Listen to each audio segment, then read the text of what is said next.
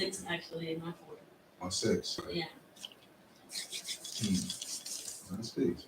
Yeah, it was wonderful. I'm not. I know that I saw that he mentioned that something about Tanzania. Tanzania. Tanzania. I think you I'm the only Earth that was there. I think you had mentioned something about that before, like when you. Well, I don't know which time frame, because I also studied abroad midwifery arts in Nigeria. I also went to Gambia doing some birth work there too. Okay. So I've done things abroad internationally as well on my own with my profession, right? But in terms of collectively with God, that's that's what it is. P.E.A.C.E. Anybody have any questions? I've been here for a while. Just have some students here building. If anybody here has any questions, let me know. Anyway, I was talking about the resources and stuff. There's a lot of resources I give here, okay? This is the first time the brothers here. Books are one of them. You know what I'm saying? Obviously, being an author, I want everybody to be an author too. But more importantly, though, whether you write a book or you write anything and stuff, you have to have the skill. Your words, though, being able to use them, though, it's like Kyrie. You know what I mean? He could dribble anywhere on the court. The better your words are, the better anywhere on the court you could express yourself. But also don't knock it though, because everything that we do that's dope usually takes some kind of writing. You know what I mean? Right? And hell, if you MC, it can only help. You know what I'm saying? It can only help. But so that reading, knowing stuff, we say that we're the true and living God, then it's important that we actually are able to answer questions of a vast variety.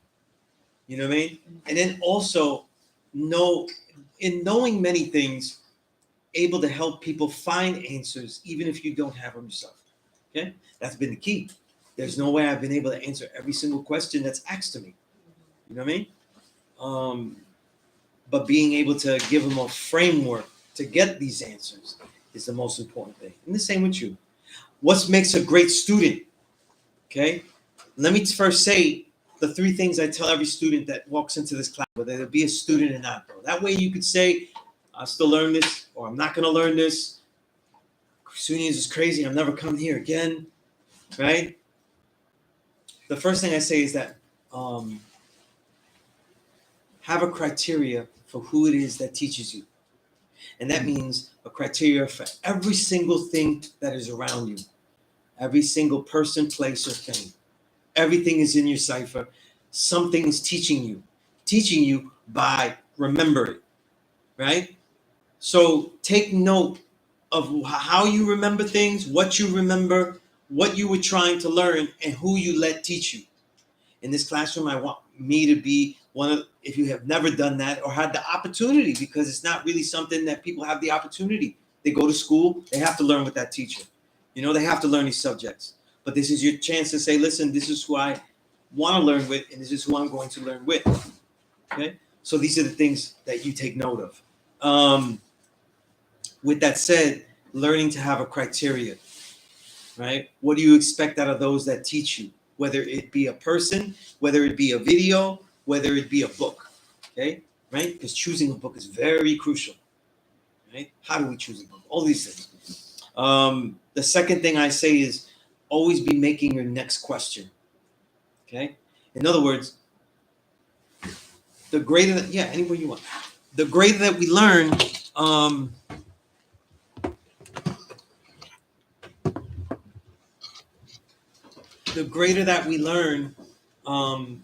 depends often on whether we're able to put what we don't know into sentences, into words, and then into questions. Now, there's a whole bunch of things you don't know, but you don't even know that they're even to know out there. You know what I'm saying? Right? But you begin with what you can put into words, right? And then you work your way from there.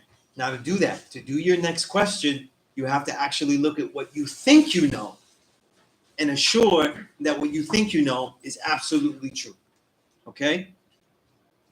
So it's about going backwards to go forwards. Okay? if you notice, a lot of what I say is about being able to put things into context, put things into words, right? This is very important, okay? Then the third thing that is most crucial, okay? The third thing that is most crucial is I would say, and these things I say, these three things, if I never see you again, hopefully you would do these things in all life, right? They'd be applicable to anything. And the third thing is to always bathe yourself of belief, okay? We have a knowledge of self. We no longer deal with a mystery. So we think that we don't believe anymore. The truth is that belief is based on making decisions on what you don't really know completely. Okay? So let's say certain things we make decisions on, we don't know everything. Right? We get on a subway though, right? I'm not gonna get on that subway car because I don't know everybody's life story in there. And I don't know if they'll do me harm though. So maybe I could stop the train, I could interview everybody on the train and get a good idea. Maybe strip search everyone in the car, and I could get, because I'm right. Can't do that. So this is what I mean by we have to make decisions without knowing everything we would like to know, let alone everything we do know, right? That we need to know, right? So when I say bathe yourself with belief, there's always something that you're making the most decisions about, right? That is based on belief, right? Where does it start for 5%? This is usually when you get this knowledge is with your diet, right? Obviously, you don't eat pork though. You've been a 5% of your whole life, so you're born into it though, right? But most people though, they've been doing that. So it's always good to look at the diet first though. Besides just the pork. In this class though, pork is a baby step. People be coming in here mad impressed and mad dope, and they're like, yo, I'm a 5%. I don't know swine though, and I give you sarcastic clapping family. It was an SNL skit. Because that's just the beginning. You know what I'm saying? We need to do the knowledge to everything we eat, though. So this is a start, right? Can we make sure like we go a whole week, though, and know what every single ingredient that we put in our body means? Maybe you still might go, I don't care about Sunez says. I'm going to eat it anyway. I know what it means, I know what this means, even though it has like, 5 X's in the word, and there's a 15-letter word. But yeah, I know what it means. But you start with something. The idea of tracing your belief to something. You know what I mean? Okay. And that's how we start. All right. Peace to the God King, Malik, Jay. Who's there? Divine. Yeah, most right. Today's food is mainly chemicals. Yeah, mainly. Hold on.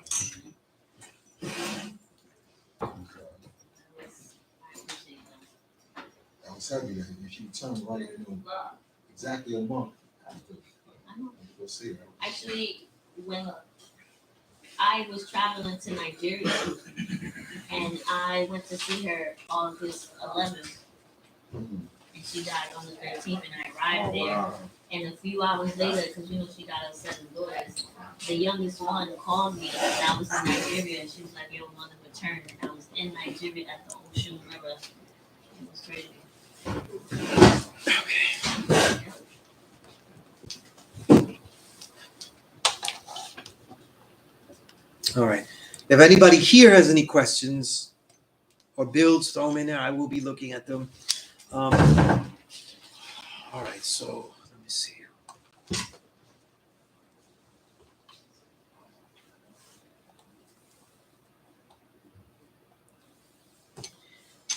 Any questions, God? I said a whole bunch. I could say a whole more. I could riff forever. Like you just want everybody to be an author. What you mean like an author to make their own book is like they like. I'm not a writer. I'm an author of this modern day opera, right? Remember Inspector Deck said that? No, it's not. I didn't remember that. What you talking about? I'm like, Yeah. my mind is like. It's a song on the Jizza album, Liquid Swords. Yeah. Anyway. So bad now. But what I mean by author is you're writing your history. You're writing your life. So the more master you get over yourself and what you want to be, right? Look, We make a righteous name. We have a righteous name. That righteous name entails what we intend to be, and it identifies us by who we are, our nature, what we think we are, what we must be. When we realize that, then we take our name and say, this person is doing this. We're writing our history. So much so that it's a history. It's already done. We intend to do it, and we will only do it this way. The name, though, is the principle. It'll be done in this principle, this nature, right? So when I say author, it doesn't mean that I'm expecting a book from you next week. You know what I'm saying? But that would be lovely. I mean, by all means. But Or published author. yeah, I would love that. Right. I would love that, and I would walk you through it and everything. But what I'm saying is, though, is that you take more note and a more obvious note about how you describe yourself.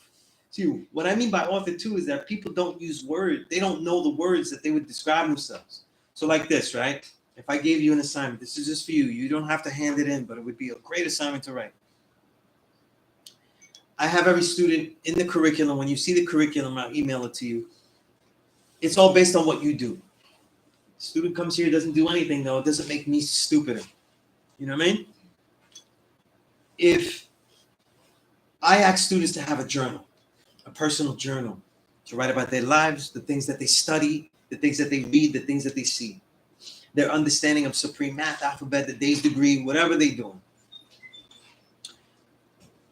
One of the assignments I would say to you is in that journal, for your own personal thing, is be able to describe yourself. We're doing it. We'll do it if it's a dating app. We're describing ourselves, right? It's a dating app. For the job. I like long walks in the park, and listen to Wu-Tang, honestly. But the problem is that we don't really know how to describe ourselves as like what type of principles do we have. If we're in the street, we can say what kind of things we would do. Shit pops off. I'm this type of nigga. I'll do this. Like we always see that kind of bio that brothers be doing. Okay. Right. But oh my goodness, I'm being killed here. Can somebody free breathe something? I need a chemical to fight chemicals here. Incense, something. Oh, I'm being killed here.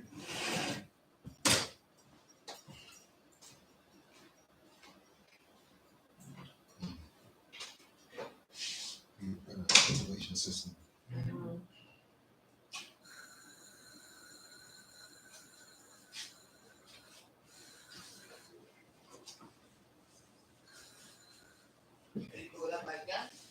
Yeah, I'm almost done here. That smell is trying to grab me back. Grab me. I was like, it's a lady present. Yeah. Yeah, if you could get something, whatever, Well, you did a good job. Well, yeah, we need more here, but we could get a. Yeah, if we get. There's no incense. Yeah, there's barely any. Yeah, I didn't bring, and then I look at him. Afraid of me, guys. I know it's like chemical or danger, like Chemical danger. yeah, it's one or the other. Yeah. My latte, guys. I'm sorry about the latte. Next week I'll be prepared. Oh yeah. I will answer that, Devin. But don't worry. Next week I'll have incense. It'll be all good. He's like, damn, the class was great, but it was funky. All right, I don't have a lighter.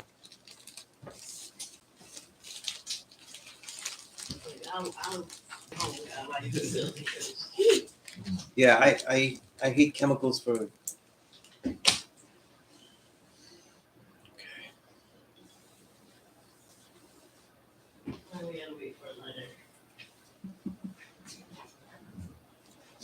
But the God asked me about the tooth whitening fiasco. I had used the toothpaste that those Dr. Squad soaps that they're healthy and everything. The soaps are good, actually, good ingredients. So I assumed They smell amazing. that the toothpaste was good. Uh-huh. And the ingredients were really, really tiny. So I read it the way I wanted to read it.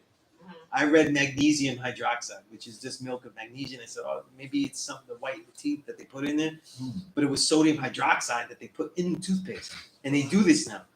Sodium hydroxide is lye, L-Y-E, the active ingredient in relaxer. Okay, so thank you, God. So I used that on my teeth a couple of days, the toothpaste, and after a while my throat was burning. My teeth felt glossy, and my throat was burning, but like not like not the burning of like spicy food, but it was burning like just the bottom was burning, like my Adam's apple was on fire and shit like that. It was hurting. It was in pain. Yeah, so it was crazy. You know what I mean? It was crazy, and I started to lose my voice. So one of the classes I was here, my voice was terrible. Like it was terrible. I almost lost it. But so I called it the Detroit Red toothpaste. You know what I mean? Because I felt like, you know, Malcolm was Detroit Red and he was relaxing his hair and shit like that. That shit burned me like that. Yeah, I don't know who puts relaxer inside. But I looked it up, and there are a lot of toothpaste that are doing that as a tooth whitening strategy. I didn't know that. That's why you always got to read the labels and try them again. A lot of healthy products, you got to reread the labels. Just because it says natural doesn't mean. Got to reread. Even products you use, you got to reread the labels. You know what I'm saying? Yeah, I'm big on being aware of hidden ingredients. Yeah. There's a lot of hidden ingredients all across the board, whether it be in your food or even in your relationships. You have to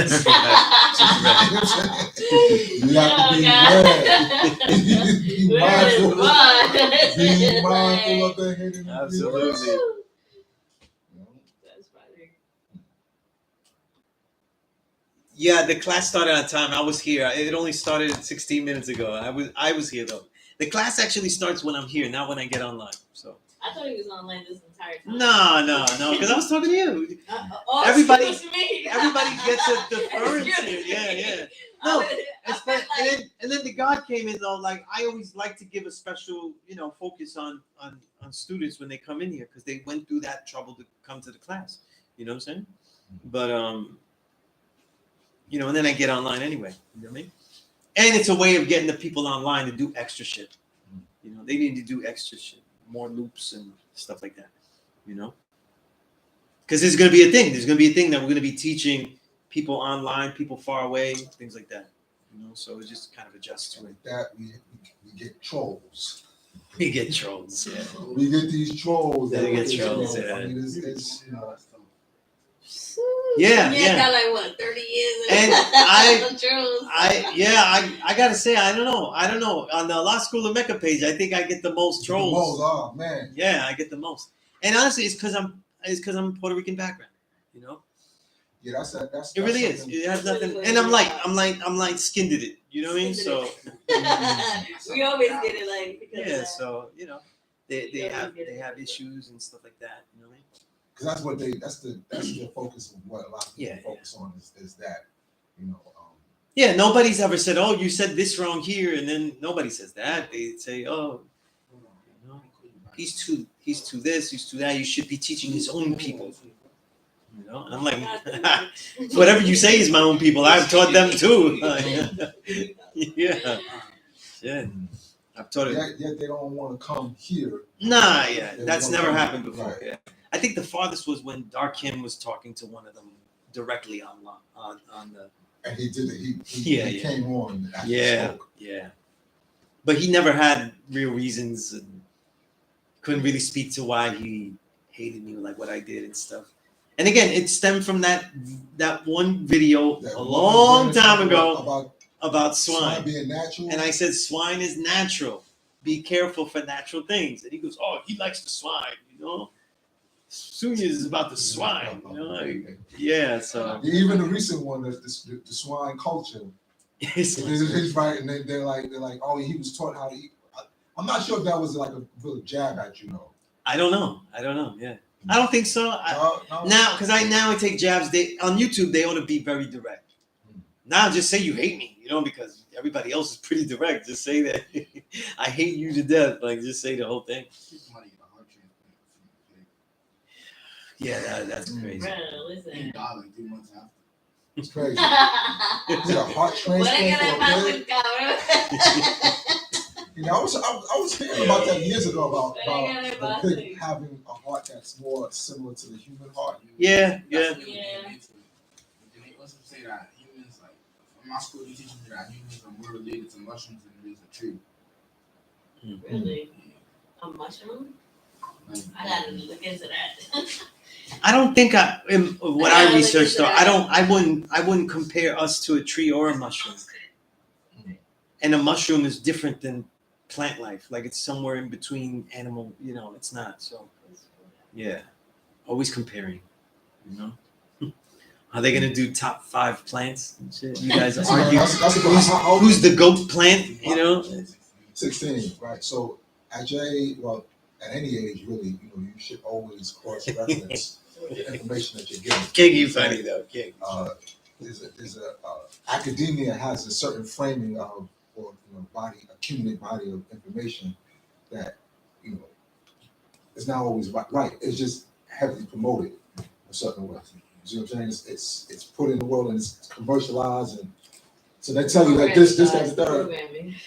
You know what I mean? They tell you that it's this, but it's you really have to really do the knowledge. That's why it's called knowledge is the foundation, because they can take you all over.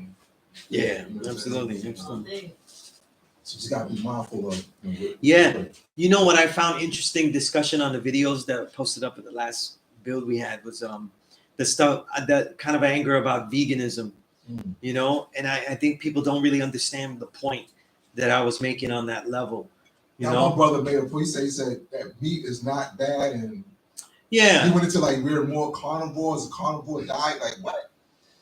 See, that's what I'm saying. Like you just gotta really cross reference. People will say, yeah, he's telling me some African peoples killed lions with their bare hands, so vegans can't do that. And I'm like, first off, I've never seen that research, and show it to me, please. But at the same time, if you have a meat eating diet, it's one of the most capable diets. You know what I'm saying? It's one of the fastest diets to get big. If you have protein powder, let's say if you built it on whey protein, which is the water from cow's milk that the protein is made out of, that's whey, WHEY, you're gonna bulk up very fast if you're not allergic to that. You'll bulk up real fast. But the whole point of a proper diet is not just for the immediacy, but for the longevity and the quality of the longevity. You know what I mean? Like we don't just want to live a long time. We want to have a quality of longevity, So when we go to people like in Okinawa and Japan, where they're just having fermented foods and primarily vegan diets, because they don't have dairy over there. They don't eat dairy, consume dairy. They're living effectively in their 90s, not like an impaled 90s where they're like, right? Like where it's just terrible. Like take me out of my misery 90s, but they're good. Yeah. So this is the model we want, but more so because I don't even teach that here in the classroom where I'm telling people to be vegan. I have a vegan living foods protocol, right? So I want you to have foods that are living foods. So that means that like certain foods like honey, especially like Manuka honey, really good honey, right? I'm going to advocate, even though vegans don't consider that vegan. That's not considered vegan. Oh, because it comes from, he's like, somebody has to die for it to be animal. Like, no, but since it comes from a bee and it has to be processed by that bee, it takes the bees like enzymes and stuff, then vegans like in that category don't consider it that. But I care about the living foods energy. You know what I mean? And the more important thing is that about the different type of diets you could use to make yourself stronger. So if you have a meat eating diet though, and you're bulking up and you're getting big, but you're also getting sick, you would know how to use this vegan diet though to detox yourself, how to use the plants, how to use these different sort of things. Because people talk about meat eating diets though, but when they have a meat eating diet, they have very little variety in their greens. They have very little variety in their grains. They have very little variety in any of the other things, legumes, all that other kind of stuff. And if they really have a complete diet, that's really where the magic is going to be, because you could always go somewhere else, And they're going. If people go, I'm going against the nation. The father when I used to build with Firstborn Prince, he used to. There was one funny time. I could tell this story to people. I keep the real deeper stories. But this funny story because he was making fun of me. We were outside talking in the lobby here, right? And then Firstborn Prince says, somebody's asking me about veganism, and I tell him what I do and stuff like that. And by then, he already knew that I was doing martial arts and stuff. So at least I was effective with veganism. I wasn't, And Firstborn Prince goes that I'm peaceful and shit. So that vegan shit works because you peaceful. He goes like that to me. I'm peaceful, but I need that aggression though. Yeah, he goes, I need that aggression and shit like that. You know what I mean? But I was like, okay, But he also said when he after he was done making fun of me,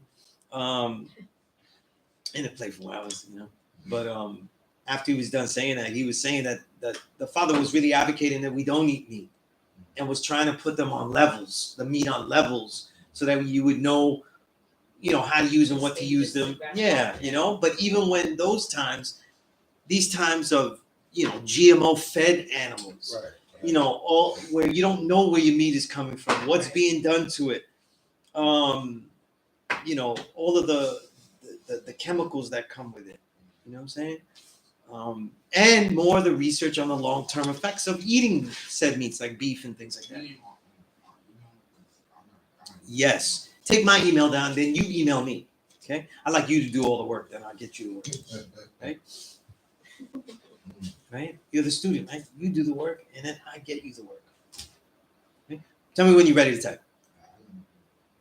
I do my school email, my personal email. No. I'm going to give you my email, and then you email me and just remind me who you are. You have a very unique name, so I'm not going to forget.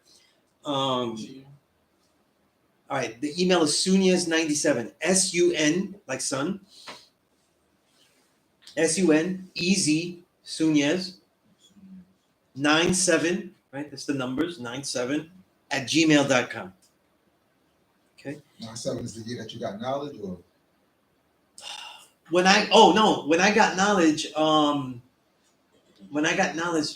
self, my name used to be Sunez Allah. Mm-hmm. So the email, when I made it, I just put born and then 7 to be like Allah. Like, that's how it came out, though. Yeah. Okay. Yeah. You got like a profile picture or somebody with a hat on it? Let me see.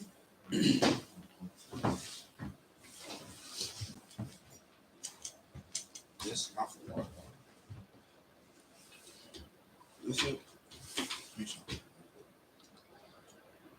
Sunez97, that's it.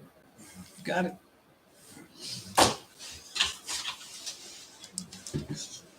Yeah, I was 16 when I first came here too.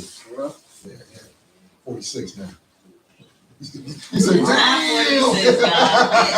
He said, damn! You is not 46. 46.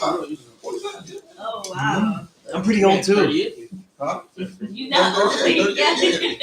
I'm older than him. You're 50, right? I'm 48. 48, okay. 48. Sorry, I wasn't trying to June He's is like, like you're 50, yeah. Listen, I get excited about getting older because I'm still in shape. So then it sounds Actually, better. you didn't take offense to that, so that's great. Yeah, but yeah. some people get mad. Peace, God. Peace. Definitely send me that. Yes. I'm always here. You come when you can. If I'm out the door, I won't teach you. But if I'm sitting down here, I will teach you. Okay. Peace. What's your name? Safe Allah. Safe Allah. Okay, peace. Peace, Okay. almighty. You got Peace. peace. Nice to meet you. Peace. Yeah. The God's name sounds like Saifullah, but it's spelled Sefula. Yeah, and he said his father was God. Mm-hmm. That he was born into this, but he was sent to the school to learn. And I guess he's 16 now, so he said, That's peace. So that's peace. That's pretty dope, though. Yeah.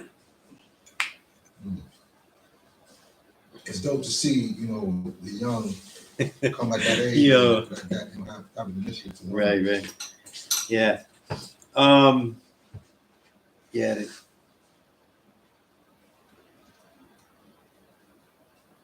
But yeah, aside from the diet thing, everybody's answers were, I didn't see too much craziness. You know what I mean? Too much craziness. in the comments and So stuff. there's one brother that he sent me a message on Facebook, and he's been through this whole thing about Puerto Ricans, shouldn't be Here we go. shouldn't be telling us how this culture should go because this knowledge is for the black seed and the black seed only. Like, and I was like, wait a minute, then you must not really know about this culture. About this thing. Yeah, you don't really know much about it. That this is for the black man in the wilderness of North America, and everybody else is is trying to be like us. And is he one of these online so-called self-proclaiming GODs type person? A mystery. He's a mystery because I don't know who he is. I asked him, and I would ask him like, well, who are you? You know what I'm saying? Who taught you? What, I'm going through this, like, what are you about? Like, where you come from? Where are you from? And what have you done? Because I'm actually at the end of the day, it's like, well, the man that you're talking about, Sunez, he has taught at the school for 20 plus years. Who have you taught? How long have you taught? Yeah. And I guess, you're making this about an attack on me, or like it's a personal thing. Like, no, it's not a personal thing. I'm just asking you, like, what is your track record? Yeah. What and if you have an issue with the school, it's open for you to come and add on. They never show up. Yeah, I'm here at the same time. It's not like a saloon. I'm here at the same time. What's interesting is that people talk about me on this thing when they get on that. They don't like me being here, and they blame everything that ever happened on the nation on me and my Puerto Ricanness. And it's almost like I'm not God in this nation. I'm the owner of the Mets. You know what I'm saying? It's like I'm the owner of the Mets, though. These guys haven't won a game in 20 years. They haven't won a chip in 20 years. This is why the Mets aren't winning. They talk about me like that. That's why the nation isn't winning and shit like that. And it's always about wins, though. They want the nation to be famous. They want us to be famous. They want us to be in the limelight everywhere. They don't really care about teaching. They don't really care about families that are building and things like that. They care about the notoriety, and that's when they would come back to be in it. It's bullshit. It's bullshit. And then they, of course, because I say I've been here that long, though, they believe that's what the downfall of nations started. It's all your fault. It's all my fault.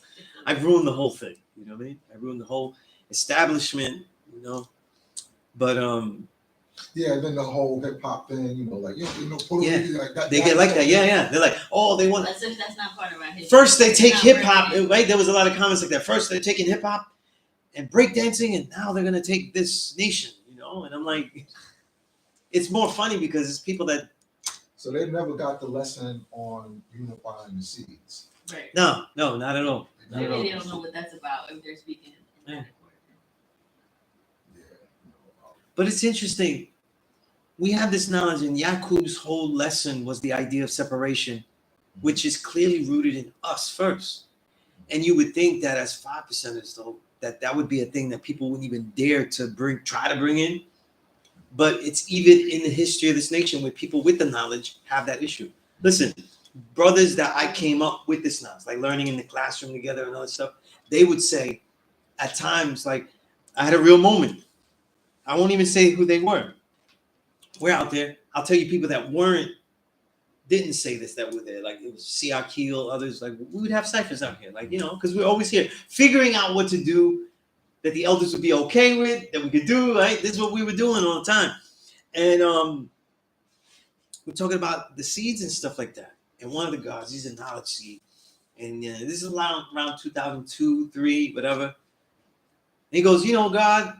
And he looks at me, he's like, God, like there's levels though. Like God, like you're God though, but you're not like really the God, like the original man. You're original man, but you're not really the God. Like it's always with the first, the black seed, And I knew him, like we rolling together, like everything. And I didn't have no build. I didn't want no build. Mm-hmm. I just told him to go fuck himself.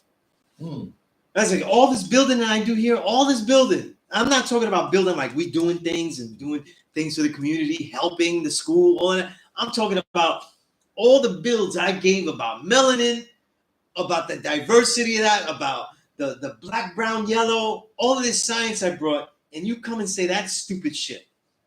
And then other people, I would be in Cyprus with people that were older.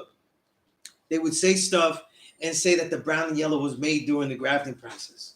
And I said, so just to justify your little hierarchy system that you're trying to make, though, and turn this into little Bombay over here and have us doing a caste system here in the nation, you're acting. So now the cremator is very ineffective. Very ineffective cremator. You know, like he was dumping black babies and then the brown babies. Oh, it's so crowded. I can't fit the black babies. It's so crowded in this furnace of burning and whatever it was that he was cremating the black babies, right? You know, yellow babies. Oh, I don't feel like killing yellow babies. No, you know, we were made during the grafting process. So some type of deliberate thing had to happen for us to be made. And many, many people that have published books. Right? I'm not even going to say it on the camera. Have argued with me with this. No. Those yellow and stuff, they was made during the grafting process. Oh no, those brown, those are made because of the grafting process and shit. And I'm like, wow, you didn't take this lesson very well. You didn't really look at this lesson. First off, there's like an assumption that before the Yakub made the devil, that this world was not very populated. Like original people wasn't doing their thing. And that the reason that we have original people of different phenotypes is because people were living in different places for generations upon generations and developing various phenotypes. And then that the reality of those phenotypes, those people in different places for so many generations, then reconvening is where the clashes start coming. And that's where, if you put it together, the Egyptian mystery school system was supposed to be a system where Kemet was bringing back the original people from different places. See, the scholarship of the Egyptian, this is what I contend, and I've always said this as a challenge to the students, that there's more to write about. In our day of the black books and learning and everything, right?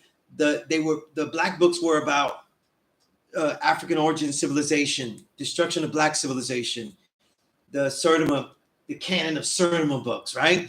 They were based on showing you George G.M. James, Stolen Legacy, was showing you that we were the originators of civilization, and that whites got everything from us, right? And that was a success. But then all of the middle of like how all the other original people became what they are is not researched at all. And when you look at it, the assumption is that the Egyptian mystery school system, right, the system of Kemet, was designed to teach white folk. And we assume that as gods because that's a major premise in the wisdom degree in the 1 to 14, even through to the 4th degree in the 1 to 14, that we had to make systems to teach white folk how to do shit. And in my research, I don't bear witness that that was the reason that was created. As far as Kemet. Yeah. I feel that the number one duty of it wasn't to teach Greece how to be civilized, because that could have been done by a simple conquering. By a simple conquering, like the Moors did. Go in there and then take it over and civilize it, right? The white man didn't make up colonization, right? What's his name? He was a student of Diab. Charles Finch notes and describes Egypt as a colony of Nubia. So there are redefinitions of colonies where it's not just abuse like Puerto Rico, you know what I'm saying? US, right? So the way that I see it is that the Egyptian mystery school system was to unite all of the original peoples and the differences of what they learned and what they gained together. And that it wasn't a complete success. That it didn't fully realize itself. You know what I mean? And of course you see that major clashes. You know, we know the 16,000 years ago the Indians came to America. But there were other migrations earlier than that as well. You know, and that's what FBA, when they on their dumb shit, when they say like, we're original Native Americans and stuff, you know, and they have no history, you know, like I was telling God that when FBA says that they're all Indian stuff because their grandmama told them, that's a lot like Latinos and Puerto Ricans. You know what I'm saying? Foundational black. You try to whiten yourself out. So like we all know that we have indigenous roots and stuff. That's pretty easy to find. Like in my family, it's very easy to find. But you don't want to say the black stuff. You don't want to admit the black, the directly African. Right. You'll admit it later. My parents admitted it later, like near their end years to me.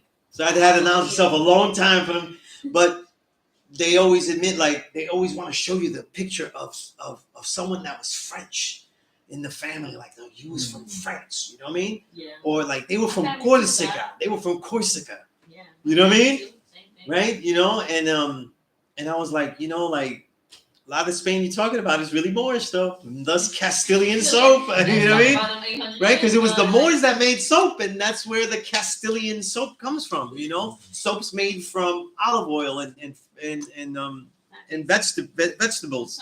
Yeah, plant-based soap comes from the Moors. Yeah, that's why it's Castilian soap, you know? But it was a way to make our, you know, make stuff more European and stuff. Black Americans do that here too. They might have some mixture.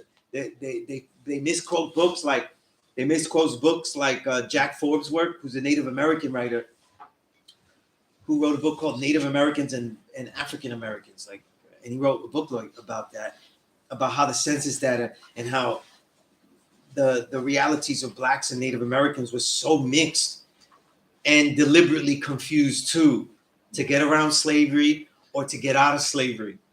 So these classifications were all mixed. Absolutely. To get more slaves or to get out of it, you know, so they got mixed, you know. Also for the Caucasians to take over the native land. Yeah, yeah, absolutely, yeah. Some of the Caucasians would say, yeah, we have like 8%. we have, yeah, we, yeah, Native American. Yeah. Like, yeah. That's right. You know what's funny? I just found like a jazz singer that she was more in pop, but she was like a jazz singer in the 40s, 50s, or something like that. Her biggest hit was Wheel of Fortune. She actually made a song, Wheel of Fortune. oh wow. And about the game, like it's about the game. I think her name was K-Star. She was Irish and Iroquois. So, she had a good voice, though. She had a good voice. You know? But anyway, I had to give a crate, you know, while we're doing this. But yeah.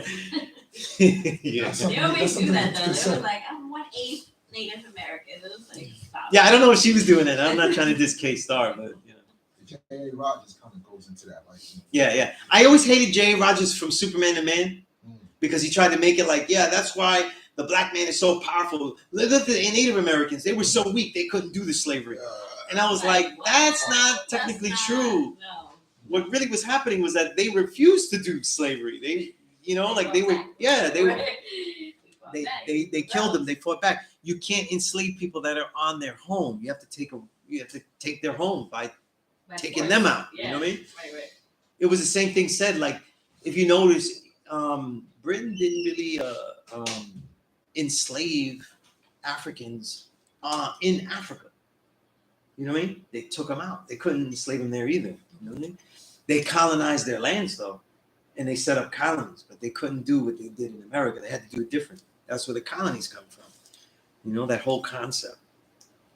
You know? But yeah, it's a whole bunch of shit though. You know? But you know, it's only if you know, I don't get that shit. I used to get that Puerto Rican stuff sometimes in the classroom. So I've had people recently, though. I've had people walk out because I was too light skinned. I mean, I had people that come in the name of God. Even last year, I would say even 6 months ago, was saying how like the Tainos were wiped out. You know, that whole narrative. Right. And mind you, this brother, I don't want to remember who he is. He's part of the Arawak tribes, right? And so I'm like, so why are you saying it? But because you know he's a black seed, right? And I look how I look. I said, so you're saying you don't exist, God? Why are you sitting here talking to me right now? You know, it's not making sense. You know? Like, yeah. If we were wiped out, then you wouldn't be here. Like, what are you talking about? So That's it's crazy. just weird how it still comes up. And you've been here, obviously. People will contradict themselves to make a point against you, your validity, you know?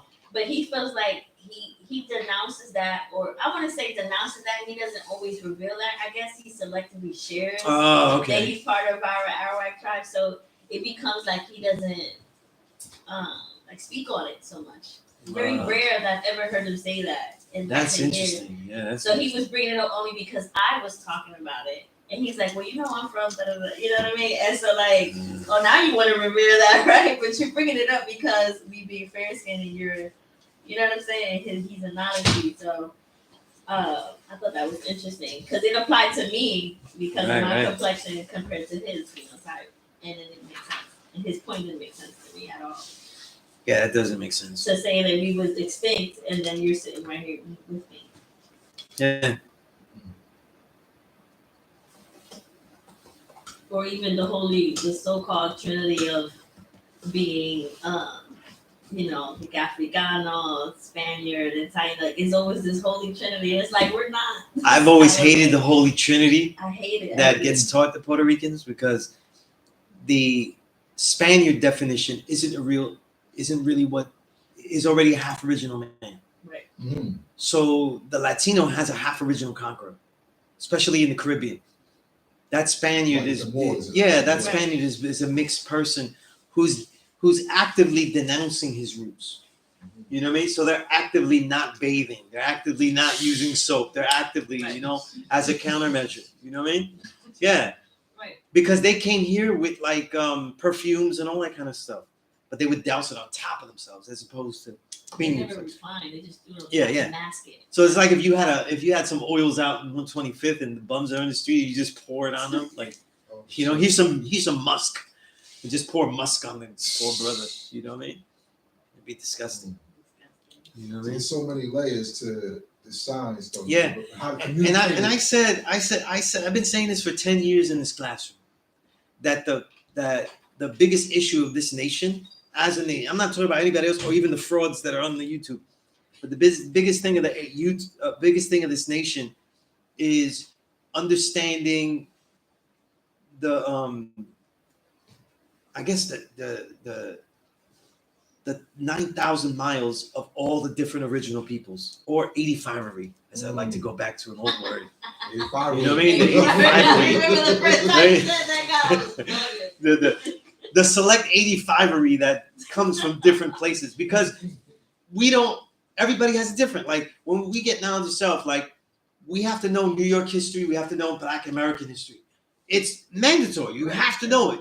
You don't understand this nation. You don't even understand the father if you don't understand that history, right? But then comes other things that seem to be optional. Do we need to know about Puerto Rican history because he came in, you know? And then brothers will argue. They'll go through 1 in 36 has nothing to do with that. Yeah, that's what the point the brother was making. 1 in 36 has nothing to do with that. And it's like this, right? The 1 in 36 though is actually something about oppressors fooling other people to bloodsuck them. Mm-hmm. And if that's the case, to use them in some form of slavery, then if that's the case, though, then pretty much the entire world of original people has gone through something. So even after slavery was abolished here, what was the India and Asia dealing with coolies? So they had many systems of lesser and lesser levels of slavery. So if they weren't going to do it this way, they would do it this way. And they're all lesser levels, you know? So slavery didn't stop. They just picked different ways to do it. Reformed. You know what I mean? Yeah, they just keep changing it though. Right. Yeah. Packaged it. And this is not something I've said or noted though, but it's something people forget. That when you have more original peoples in a country, especially America, they are played off against each other. So when something is done detrimentally to one group, something is being given to another group. You know what I mean? So just as civil rights are being given, and primarily that seems to go to African Americans, right? Other horrendous things are going on with Latin Americans, with Mexicans. You know, free trade zones are being developed during the civil rights movement. You know, all these kind of things, like something terrible is happening on the other side, because if something terrible happens all at the same time, then all the people unite. And this is a thing that they didn't want to happen, you know, especially after like things like World War II, where recruitments of Black Americans were being done by Japanese and stuff like that. You know what I mean? To find solidarity within movements and stuff. You know what I mean? This stuff can't go on. We can't have original people noting that they're oppressed at the same time, you know? And it's interesting that on the internet, the people that supposedly talk like they're freedom fighters or want freedom, those are the people that hate the concept of like hip hop. It's multicultural, right? Because it's different original people. It's multicultural base being something that never really happened like that. You know what I mean? Because before, all the other genres are predominantly one people's. But even all of the genres we could think of, like most, literally all the major genres, right, that hit America and sell in America, all of them have some lifting from other original people. We look at early jazz texts and stuff about jazz and the histories of jazz, for example. There's not a massive amount of Latinos, Mexicans, things like that are contributing to like the forming of the jazz. But many of the early jazz musicians are saying that, I forgot, I think it wasn't Jelly Roll Morton, but it was somebody very early with one of those cool names like that. And he had said, this is like before Louis Armstrong. So this is very early.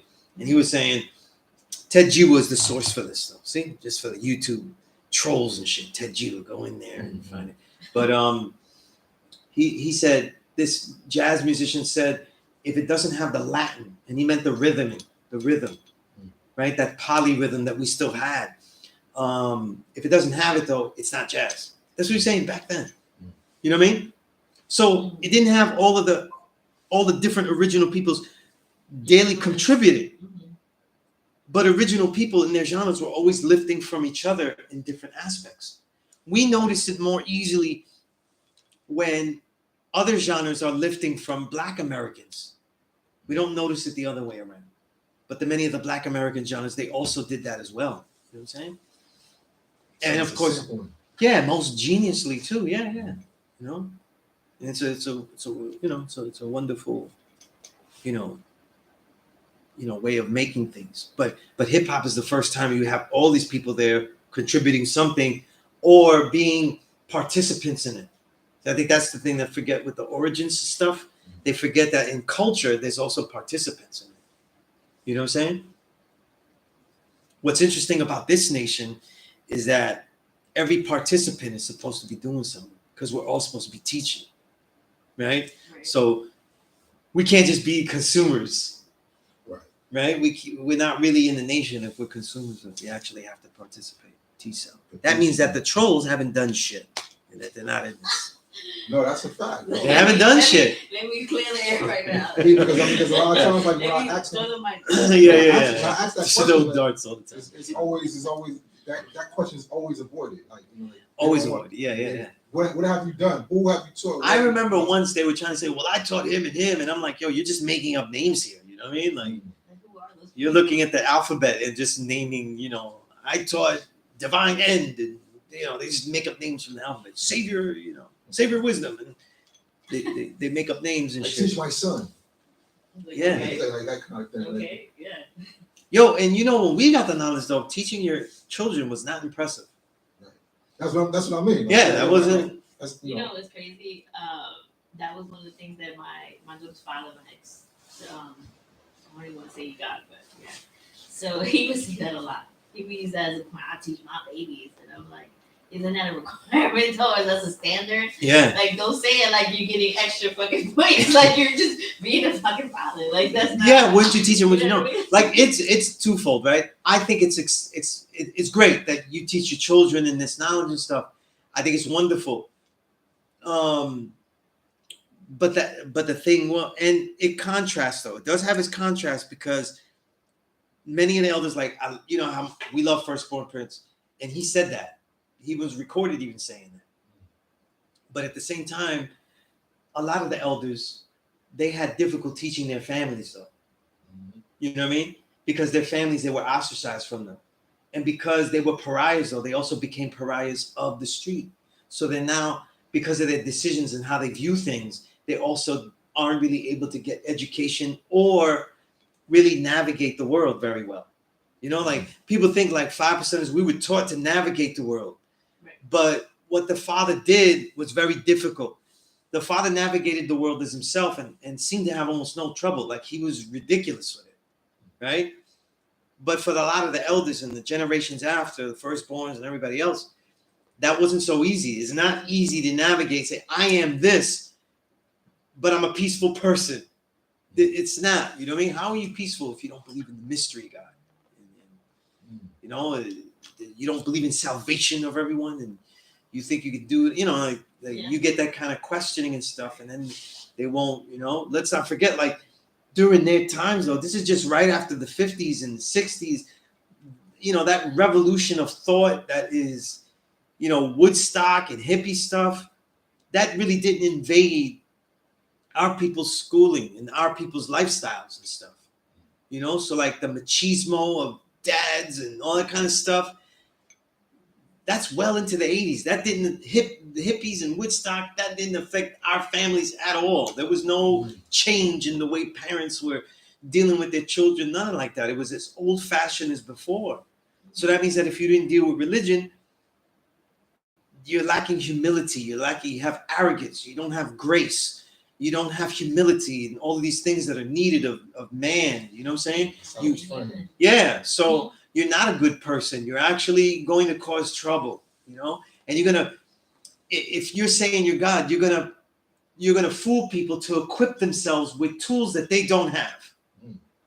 You think about that, right? Because we're supposed to be like, oh, well, you know, Jesus, I don't know what I could do. You know, Jesus will do the rest. You know what I mean?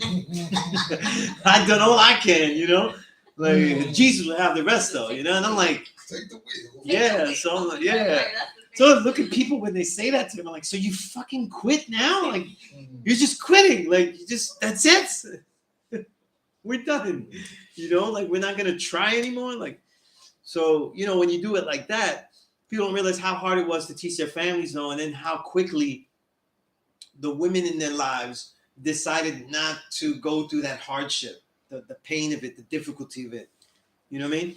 And people forget, though, that, like, and you can understand it, so not because just because you're a mother and everything, but you've seen it. A lot of times, this is my thought and what I've seen. A lot of times, when you're a 5%er and you make a family, the woman will go back, especially when you have children. The woman will go back to the ways of her mother, because her mother has a supposedly proven way of raising the children, and that's from like pregnancy onward. Like she's did it, she knows more, and everything you would be saying is totally radical. You know what I mean? Totally radical, you know, and totally off the wall, that shit crazy. And so it's not adopted. They go back to the old ways that seem tried and true. And a lot of the elders, that's what they dealt with. That's what's rooted. Yeah, that's what they dealt with. The first pins, the first things. Yeah. That's why. Yeah. First things. Yeah. The first pins, right? So if she's not on point with that, then it's like, Go back to whatever mommy and grandma say. And we're trying to teach them. So what that festers from that is because of the disappointment. So you coming in the name of God and you're not upholding the standard, right? In terms of what you're speaking of. Sure, right? sure. What else this child is supposed to do if the father failed as his duty as being God and father? Yeah. So that child has to go to their parent to be further taught, or to have a level of safety and protection and create their own foundation and their own way of life, because the pillar person, which is the God, the knowledge, right? Yeah. Already failed the cipher, the universe, right? So what else that child does? It has to mimic the wisdom, So the that's secondary. You know what I mean? Like, which not secondary, but you know what I'm saying. So then it becomes the pressure of, you know, if she endured hardship or pain or trauma from this male that was her partner, now they're no longer together.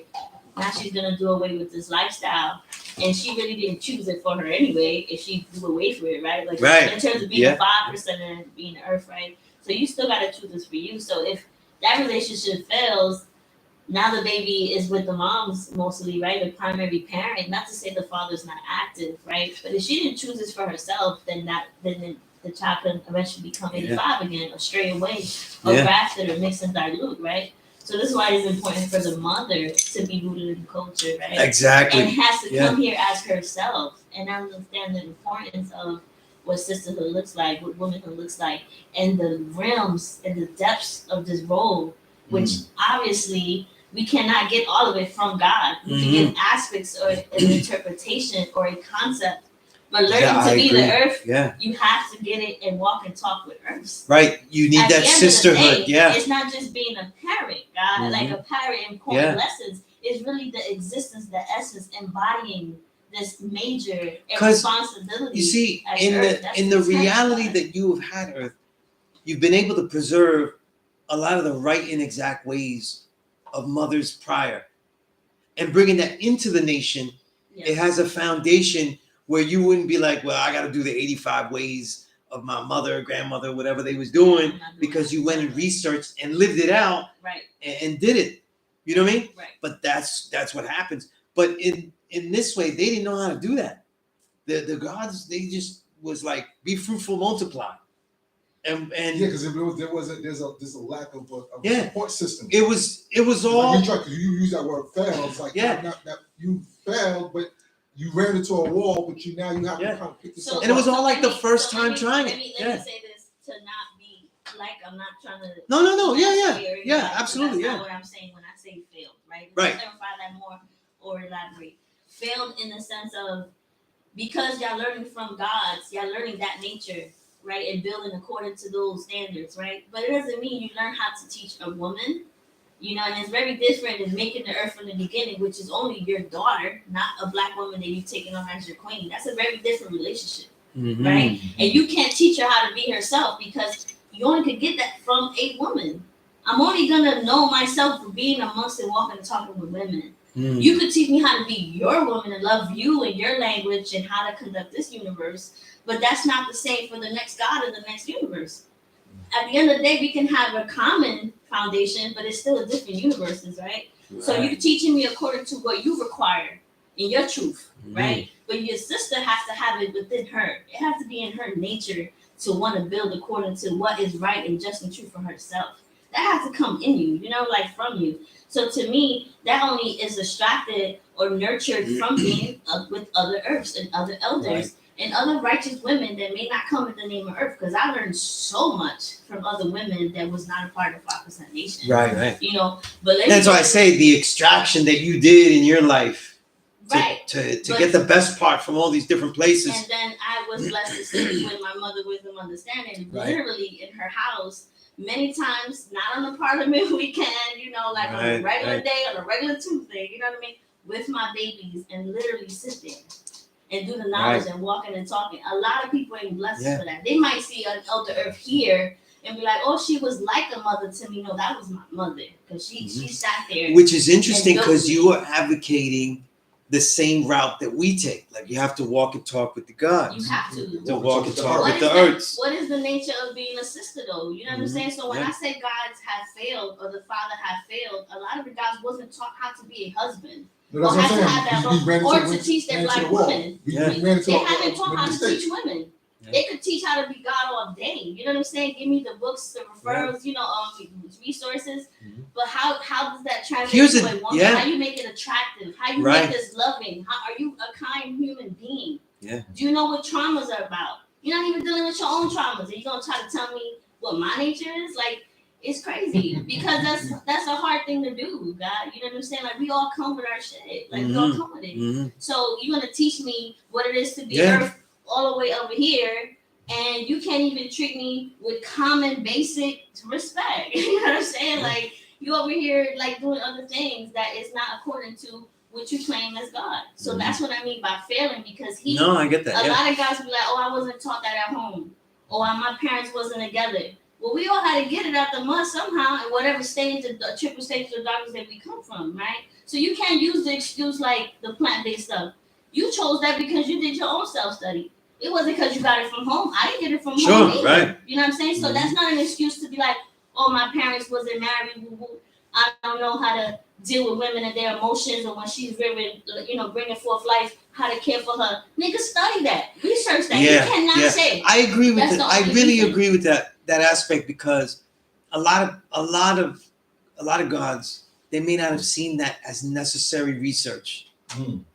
There is a level of arrogance with that. Right. We get to make and grow this from the beginning. They're gonna do my will and my bidding. Plant the seed and then walk. Right. Yeah. And it just be, and it's reality. It's another adult that is not only, that's going to be difficult to teach because they're an adult. They've been 85 a long time, you know. But as a historical note, the gods in the beginning were doing this for the first time. Right. And as So much, it's a learning curve, yeah. there was such a big learning curve for them. Right. To just not do the wrong things, go back to jail, do those things, not just be based on anger. You know what I'm saying? And so they didn't really know family Dynamics. Yeah, they didn't know any what that family is. dynamics. You know what I'm saying?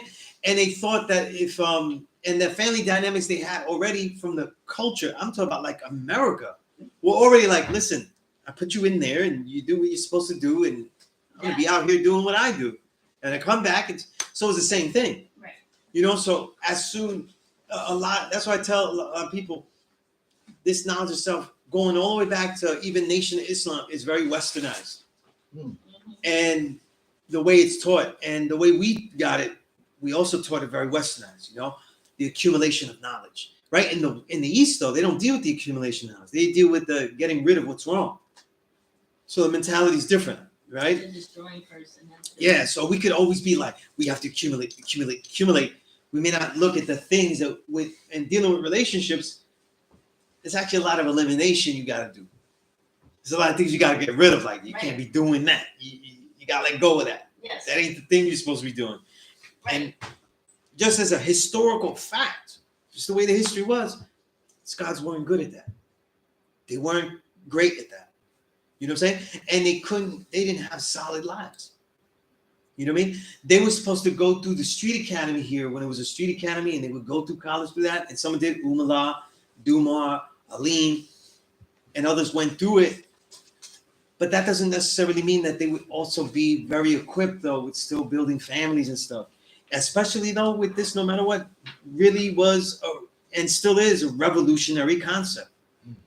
You know? So the other component to that is like, in terms of dealing with family dynamics, it becomes like when you're in that relationship between man and woman, it's man and woman, then it's king and queen, then it's God and earth. There's levels to this relationship growing, right? Yeah. And so when you're in these relationships, you really are holding up a mirror to your flaws, to your triggers, to your traumas that you probably don't even know you even have, or deny or suppress so long. So now you're in a relationship with a grown-ass adult like yourself, and now you're sitting here living with each other, and you got to deal with all the traumas and triggers, and you may not be skilled.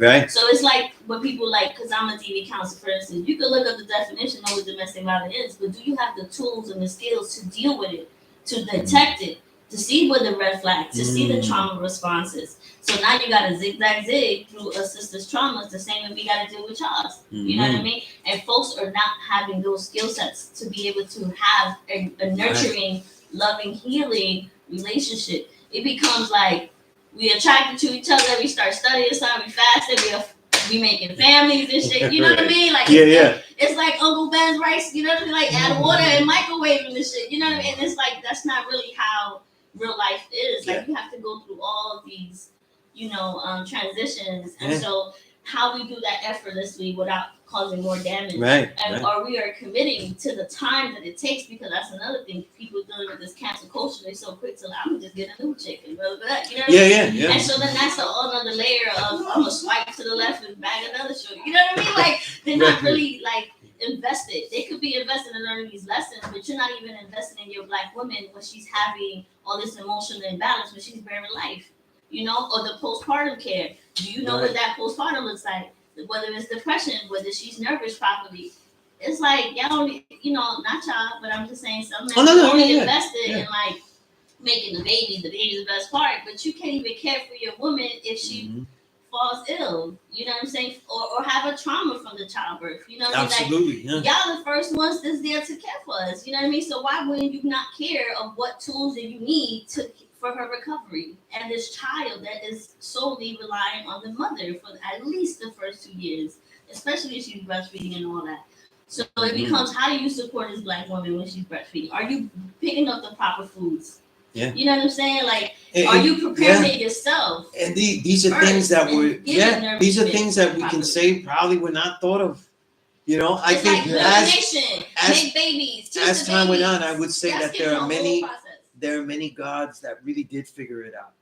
With Earths, There are you few. see it now. Oh yes. Yeah, I'm not you do saying see that it. it's never none. You do see know what it. I'm saying? But yes, this You needs know, to you happen. do see it. But in the majority haven't. Yeah. Because they don't have And that. now as that people forces. understand the ideas of the relationship, I still say that I still think that the main reason that many relationships dissolve when gods have relationships on Earth, a lot of it has to do with this knowledge, the sacrifice of this knowledge. Like, I don't know if this is something that they're making knowledge born to their Earth, but like when we get the knowledge, right? Like the way we got it, like we're no matter what we make, family we make, we're still supposed to be out there in the street doing something.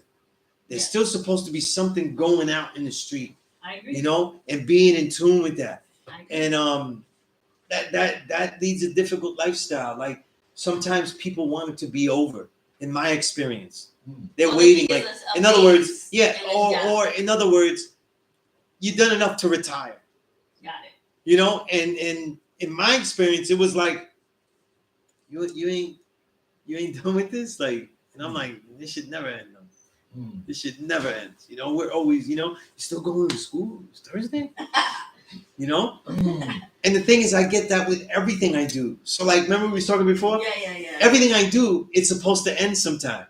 So because Because they I have get- an expectation of yeah. what your greatness looks like. so even like let's say women I deal with or like talk to and stuff, they always wait for like, when do I stop training? When do I stop writing? When do I stop reading? When do I stop, teaching? You know what I'm saying? And I'm like, these shits don't end. Because that's coming from a space of a sister that's trying to govern God. If we're not Right. going to govern God, This we're shit here don't to end. experience God Yeah, and share you know? our love with God. We're Yeah. not going to govern you to And the tell thing you is though, like, you know what's that's not interesting, right?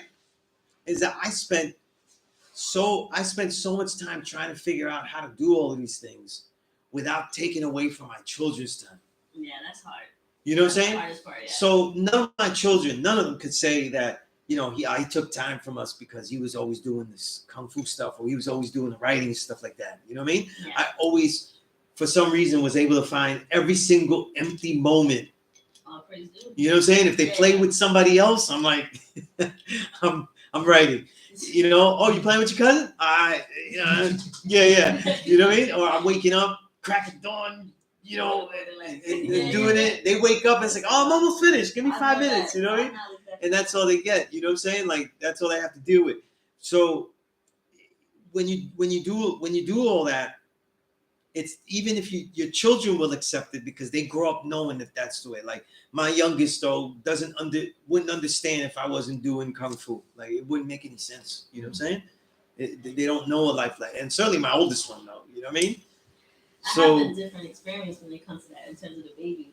Because my daughter's upset, especially my firstborn, that I've taken so much time out because of my community. Right, yeah. Because of being on call and attending birth. Because I'm sitting here literally, assisting with the experience and holding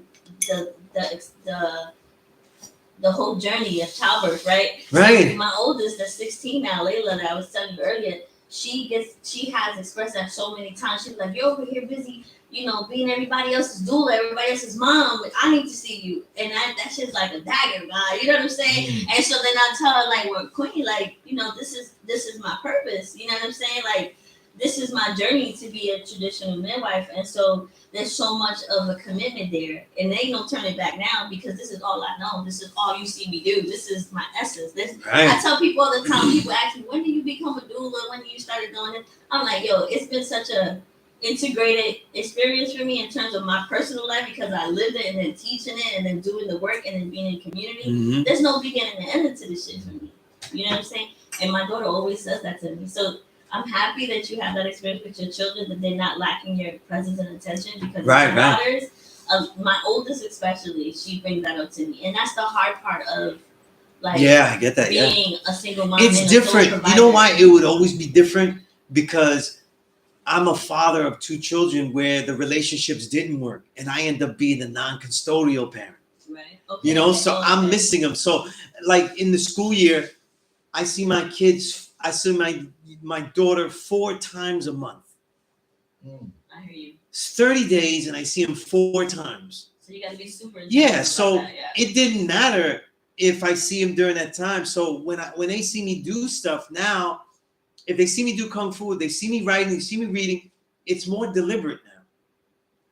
It's more like, you're gonna come do this with me. Like you're gonna see the world here. You know what I'm saying? Yeah, So if they're with me, I could say it's nonstop music, but no one's with me without hearing music 24/7. There is no silence. You know what I mean? So there's music all the time. I'm telling them about music and stuff like that. I'm showing them stuff. I'm doing things. Like I have to show them my whole life in a concentrated time. You know what I mean? So it's different. So during the times I'm not with them, I have that opportunity, or I take it as a positive, that I can race and finish everything. You know, like when I was doing this book that's coming out, it's 645 pages. Wow. This new one. And even I was bugging. I said, I didn't know it came out to that much until I put it in there. And I was like, holy shit. And I had honestly, it was about 150 albums I had to review. And I had to finish before I picked her up on Friday. And I was like, oh man, by this rate, I'm gonna have to do like 30 a day and shit like that, which is serious burnout. 30 albums and shit. And then she goes to me, but you're gonna be writing when you're with me? See, that should come up. Right. That should be coming up. So during the whole week, I was like, after a while, I was like, So what? Yeah. So by the end of this shit, though, I'm like, albums was alright. Like that was the end of my reviews. Were like, alright. It's got drums on it. Good guy. I was like really burnt out by the end of the shit. But I was like, I did it. And then she was giving, and I understand she was giving me hell because I was laying it out. And I was like, listen, if you let me lay it out, I'm literally putting it in there. And then it's done. They don't care about that. They don't. Yeah, they don't. Listen, you know how many times I take my babies with me to a class or do a class or whatever? They don't give a shit. They could be right here. You got the toys, the books, the treats, all this shit. Right. I'm gonna give you extra cupcake. And it's interesting because children are different. They don't have my youngest is like that. She always has to be in the mix. If you see her in the classroom here, she's always running around. She always has to be doing something. When Luna was little, she would always do now I look at, she would do my bidding because I would say, look, sit there. And she would sit there the whole time. She wouldn't even go to the bathroom. I said, you gotta go to the bathroom? Yeah, I really do. She wouldn't go to the bathroom. So she would really do what I said for real. The young one? Oh, no, that one's always experimenting and shit like that. You know what I mean? She's out here Musa blowing things up, Yeah, but all that will leave an impression on them at a later time. Yeah, It's a heavy impression on them because now, what I do, with the camera and the music stuff, it really does. Yeah, really into all that stuff. Yeah, that's dope. Yeah, I was just telling her that my young one though writes songs now. That's beautiful. That's dope. And she actually writes songs with melodies and stuff. You know what I mean? And I'm like, wow. Yeah, it comes back because now my firstborn wants to be a nurse. Where do you think that come from? Right. Which is come on, guys. Which at the same time is super demanding, right? She's just gonna say she doesn't like it, or she expressed to you that you could do more, but at the end of the day, it has really left an impression on her. Because it's all she knows, guys. She was homeschooled. She was with me with all the doula classes. It's the culture, you know what I mean? The plant-based, it's all day long. She was immersed in it. That's all she knows. So later on, if she wants to be a nurse now, it's like, I tell you, I do it too. I use every opportunity to play a song. That reminds me of a song, and I do that, and I do it all the time with the kids. Yeah. And then when she doesn't want to read, the young one doesn't want to read and stuff like that. But I'm an author.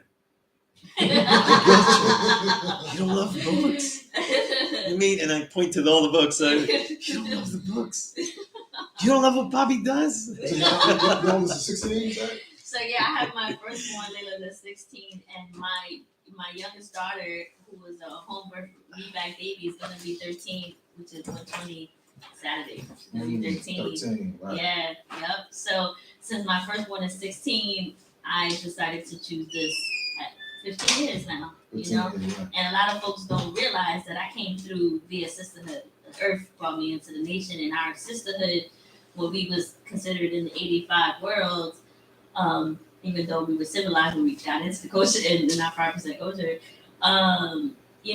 we were friends many years prior. So she discovered this culture, and then she started teaching me and brought me around. So she brought me to This Is the Earth, Luminous Olasia Earth, and so who's also Boricua like myself. And I went to it was Bormeca's Family Day, and that was 15 years ago. And then about a year later is when I met my mother, Wisdom Understanding, and I became her sixth daughter in the mind of Allah. So we 7 of us, right? Peace. So to have that blessing to come through sisterhood is very different for me. And when I got here, I was already not dealing with swine since I was 18. You understand? I was in my 30s, yes, but I already came as a civilized woman. So I already was dressing in 3/4. I was already all about, homeschooling, and my children are not vaccinated, birth my baby at home. You know what I mean? So like I already came with so much science that even though I was a newborn, it was a newborn in terms of what our lessons are, right? But in terms of the culture of the essence of being the earth, I already came with so many tools, especially being, Arawak tribe, Taino from the Caribbean to Mill, right? So a lot of stuff is so indigenous and natural and part of my essence. It's just who I am, So this is what I mean by a lot of things I do. There's no beginning or ending. The reasoning to become a traditional midwife, doula, and these things, it was just in the continuation, you know what I'm saying, in terms of adding on knowledge and wisdom to my life. So getting these lessons, and this culture and all this, it came through sisterhood. So when I give it and I'm around women, it's so much love and kindness from it. It's not all this rah-rah, who taught you, or, all this aggression. It's a different frequency because that's not how I got it from Mother Wisdom Understanding. You know what I'm saying? Like she taught me a lot of things that, walking and talking with Earth's here, because, I'm still in New Jersey and now Justice. So it was like having sisters technically closer in proximity, right? And Mother being in Power Hill, I learned more and I had to go all the way over there. You know what I'm saying? And so even with the earth was all the way in Delaware at that time, luminous. So I had to go far sometimes to really get what this culture was about with real sisters that really love it, and they are good women. They didn't come with this cattiness, competitive. You get what I mean? So like, it was really different for me. It was always, with wisdom understanding, it wasn't always quoting lessons, but it was always like the essence of being a righteous woman. Your duty and how to keep a home. She taught it, but it wasn't always called lessons. The way she got it was very different. Years ago, right? It's true. I gotta tell you that, right? But in terms of, she taught a lot of women, but it was only, to be very clear, it was only 7 of us. That's her daughter. A lot of women want to claim like, oh, it was a rap. No, she got 7 daughters. The rest of y'all was just a rap. Very clear on that.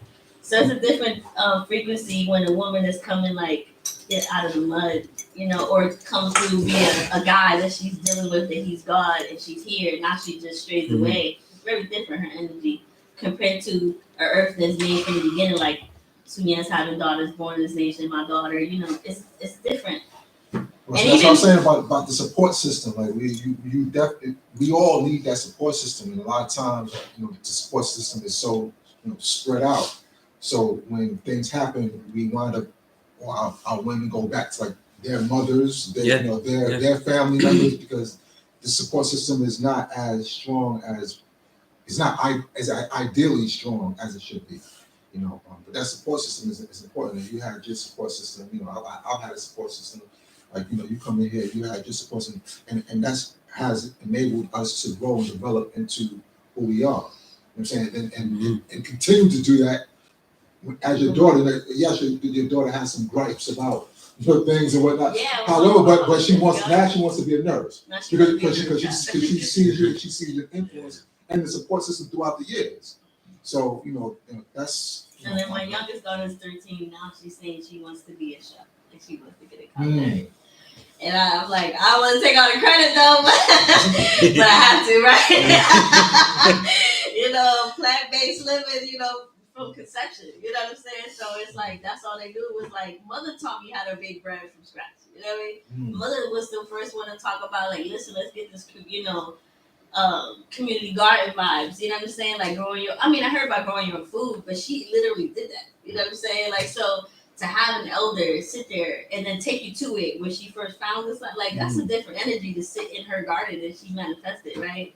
She brought a lot of women there, but I was literally there, and she talked about how many times that she taught sisters, even if they didn't get these lessons or not, like they got what they needed to get, right? Because everybody gonna choose this, right? So she welcomed a lot of people to her rest and taught whoever. So if I brought a sister with me who was a newborn or who was interested in something, well, I want to introduce you to somebody, she would be giving them shit. Like Sunez was saying to the young brother that was here, leave out of here with something, just take, certain things. That's how she would give it too. She's not always coming with like, you gotta be your father's.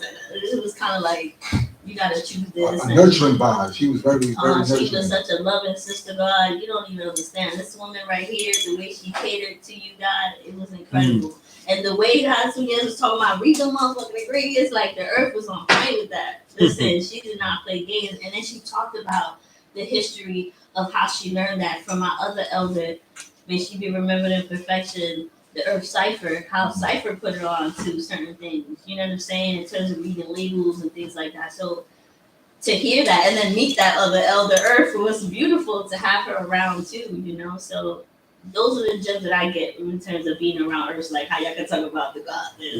And that's a lot, yeah. And to me, that's being powerful. around these elder earth was higher, it was a blessing to have mother wisdom understanding. And when I've come across younger earths, and sisters that are 20s, 30s and stuff, some of them were kind of like, we the new generation, kind of like arrogant in ways, like they don't see the importance of sitting and talking with older people that's been here. And it was uncomfortable at times too. Like, how can you sit here and just kind of negate the folks who've been there before you? You learn so much. And as a woman, you got to get this from a loving source, a kind, gentle source. You're not going to want to keep this if it's not coming from love. I don't care how anybody tells you what. I haven't seen it being proven otherwise. Let me say that. You know what I'm saying? So to hear younger women say like they didn't really care, like to be around older earths or sisters that been here for a while or whatever, like they gonna get it for themselves. I got that 120 in 3 months. It's like, okay, so now you think you a greater earth than me? Because like it's just weird energy, and I just let it go because that's not really my focus, right? But it's hurtful. Huh? The different currents of the atmosphere that you experience in a different way. Yeah, because I got it from fire elder earths. You know what I'm saying? And then to hear younger women like, oh, yeah, just cocky already, and it's like, is that really your personality or identity, or are you just taking it on because you're around certain gods and you're acting like you God in ways, right? Because that nature is not really our nature as a woman. Right. There's nothing gentle and soft about that at all. In terms of like, I don't need no elder people telling me. I think people look at elders like they're supposed to learn. They just want to get what they got and get to where they want to go quickly because they did it already. A lot of times when I build elders, because I had the opportunity to be here so much and build with so many elders, be like here a long time, that a lot of times I'll be with them and I'm trying to catch the vibe.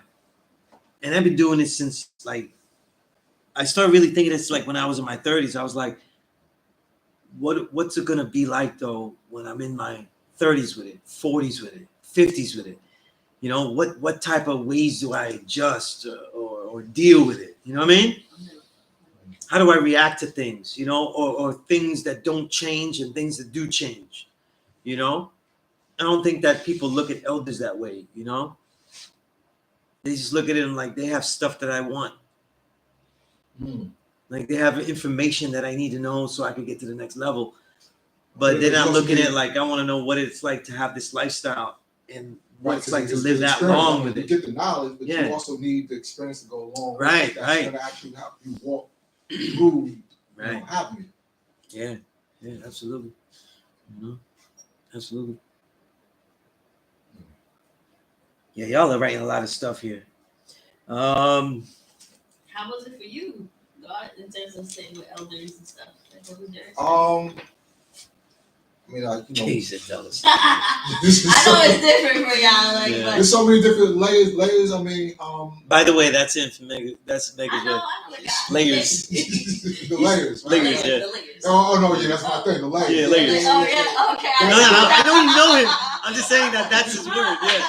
That's my I bed. thought you were saying that like we first met. No, I know you know. Yeah, I'm saying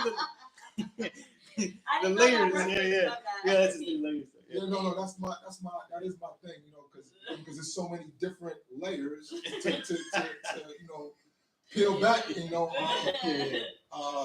because I mean, just be honest with you, when I first got here, I wasn't impressed with the elders. So I wasn't impressed. It was like, but also, a lot of it had to do with the things that were stuck in my head as well, because I expected, like, I come to a law school in Mecca. I mean, the hall should be decked in 24 karat gold, and I had these big, grandiose ideas of what it should look like. So when I got here, it was like, what's this? You know what I'm saying? But I wanted the knowledge so much, so I went through it. Right. So and also building with Firstborn Prince, I got cursed out. You know what I'm saying? I got cursed out a lot, or told off, a certain way. But then, there were times where the current switched up, and it was more warm, and it was more like we walked and we got to build, and we got to. I don't hear a lot of those stories though. Right. Man, a lot of people. I know they exist, right? People experience Prince because he was here. They didn't learn with Prince. Because if you knew and you actually learned with Prince, he was a really incredible teacher. He had a warm tone. He had a way of explaining things. He had a way of knowing what you didn't know and giving you the backstory explanation to get you there. And he's a master. Yeah. So that's why my number pad. So if you only know the army side, then you don't really know. Yeah. Really know like that, because he did have another. Because he didn't yell like teachings to you. You're like, No, he didn't do if you did something stupid, then you went. The first day I came here, this was beat up more than it was now, right? But I thought it was incredible. I was thinking of it like a movie, but like it's a secret place though, and that's why it looks like this, I had a totally different mentality, And the first elder I saw was Firstborn Prince walking out, and he was cursing at someone else. He was saying, "That ain't the answer. You should know the answer." And I was like, "Oh my goodness, I'm gonna fail before I even go inside." Like, yeah. Yeah, I mean, but yeah, my experience, I had to walk and talk with brothers to kind of get and understand that life happens also, and that it's not gonna always be, because I came in, I was 16, I was like the young guy that was there, so I had like a certain idealism or idealistic view of how saying that the black man is God should look like, right? So when it looked, didn't really match what it your expectations. My expectations, I kind of was just like, you know what, but on the flip side, going to my first rally, I actually got to experience what I was taught that heaven looked like, like in the Christian world, I taught that heaven was supposed to look a certain way. So I get to my first rally in Fort Greene Park. This is June 26, 1994. Your first rally was in Fort Greene. Fort Greene, 1994.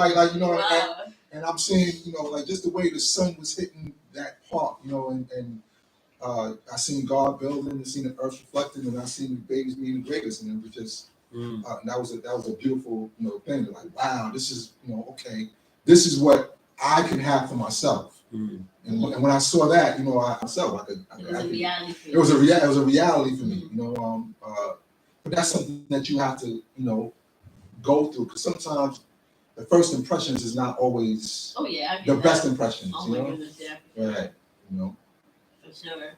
I remember Earth was bombing me up when I first met. I went. I don't know, because then it's a real who these people are. But this particular Earth was like coming at me, rah, rah, rah, and I was just like, "Yo, I'm a new one." I just got here like last week, sis. Like, this was 2012. Like, I was just like, "Yo, sis, like, I just got like, not supposed to say, I don't even got the definition of what this shit means, right? Like, just hold on, you know what I'm saying?" Yeah. And so, but then she was like, "Yeah, could you come in here dressed like this?" And I'm just like, "Okay, so what does knowledge of self mean to you? Because is it just our lessons, right? Like, or is it really knowledge of your ancestry, right, and your being, right, and your family, right, and so where are you measuring that? Because to me, it's not just our lessons that gives me knowledge of self, right? Especially how I came in with I already had a lot of what we would say plus lessons, right? So at the moment, she was so aggressive.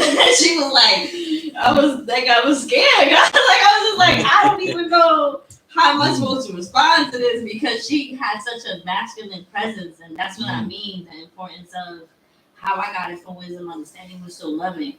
I know people would see videos and she was here building, and she was like, the girls ain't teaching, and I know that was her frequency and how she was building. But when you really sit with her, that's not how she was coming with it at all. Yeah, that special one-on-one teaching is different than what a lot of people. Yeah, you know. It's like when you were saying with Prince, they probably been around him, but they wasn't really taught by him. Yeah. They experienced a moment or heard. Yeah, stories, if he experienced, but they wasn't really you know, taught by him. So yeah, that was crazy. Because if you just came to school and watched him walk out when he was annoyed and stuff like that, you didn't get it. You know. That was in Boy Mecca. That moment when the sister was coming at me like that, I was like, yo.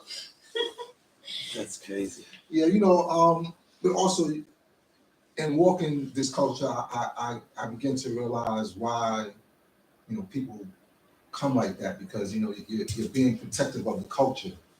A lot of times people are coming, especially see, now we deal with trolls, right? but back then we dealt with, you dealt with people who were really agents and stuff. Agents, right? Okay. So and they're trying to change things, or they're trying to, make their own walking nation. With capes on and all that. You see what I'm saying? So yes. But that part, right? Right. Well, to even be fair, trademark our flag. Okay, so there's many different layers to this culture, right? There's many different. You gotta address that directly. I'm actually in the process of building because we went through. I just actually really just put up a video about Rasheen and things. Rasheen asked listen, I want to build with that brother. And he saw it. I guess Saladin, he saw it and he wrote an article about it. So it was like, damn, we're going through this thing about writing up, but it's about walking and talking with your brother, coming together. See, like Sunez, you and I, we don't always agree, right? Right. We don't, but the power of this culture is coming together and building. Yeah. And getting through those disagreements and exercising all the different possibilities. Yeah. So I mean, we don't really disagree. I mean, you hate pop music like I do, so yeah. No. But I mean, we don't always see let's say not that we're gonna argue about. Yeah, absolutely, yeah. Right, but but there's the power in actually. Yeah. And building. What's interesting is that teaching here, the way I have taught in my pedagogy has always been not in line with everybody. Like that whole thing when I say that I let students talk longer to hear more about what they have to say and all that kind of stuff. If you don't see the magnitude in that, they weren't really here. They weren't really here. They don't know how any of these elders taught and stuff like that. But you really put down your seat and that's where the whole thing, look, listen, and observe comes from. Yeah. That was never a definition of knowledge. This is the order. You as a student, you look, listen, and observe. You shut the fuck up. You know what I mean? Right. That's and important. You learn. Shutting the fuck up is important. Yeah. So I let the student talk longer. I talked about other things that didn't seem like they were part of 120. But it is. You know what I'm saying? Right. I talked about books overtly. I talked about if they had talents or things that they like to do. I talked about those things longer. Right. You know what I mean? So I changed the way the seats were. I would put them in circles or I would sit in the middle of them. I would change a lot of the dynamics, the way the classroom structure was. And all the things I mentioned were things that other peers, which was on some bullshit because other peers, you know what I mean? And elders would sometimes disagree with, you know what I'm saying?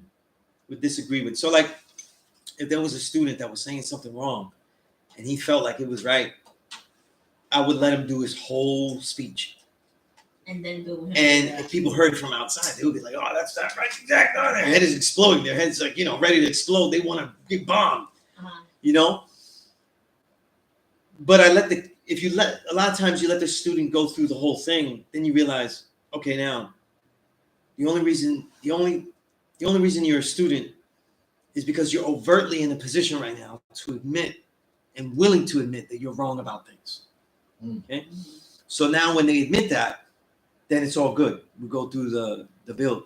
When I would kick out students, though, it's because they wouldn't admit that. Oh, you have kicked out students. Oh, many times, yeah. Oh, I didn't even know that. Many times. Yeah. I didn't Many know times, you yeah. did that. Where is mine? Yeah, many times.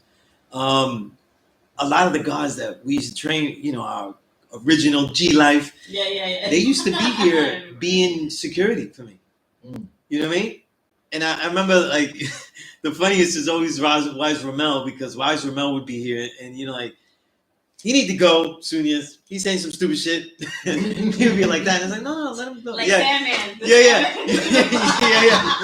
He would just be like this, And because I would let them go longer and stuff like that. But once they didn't have the respect that the idea of being a student was willing to be wrong about anything at any time, Right.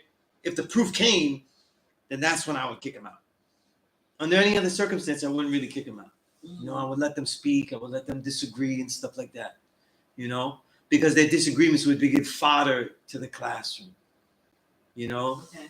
And remember, I was a young teacher too, so that was going in my memory banks as possibilities, avenues of, the 85-ery.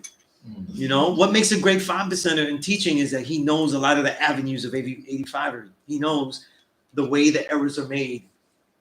You know what I mean? But also acknowledging when you're wrong, right? So when you're wrong, right? So that's the whole thing with the CAPE situation, right? Like you don't Oh, want to acknowledge that you're wrong, right? Same thing with your trademark of the flag. You don't want to acknowledge that where you're wrong. Like, okay, you may have some right points, but you don't want to acknowledge where you're wrong. Right. So now we have a problem. Now there's a difference though.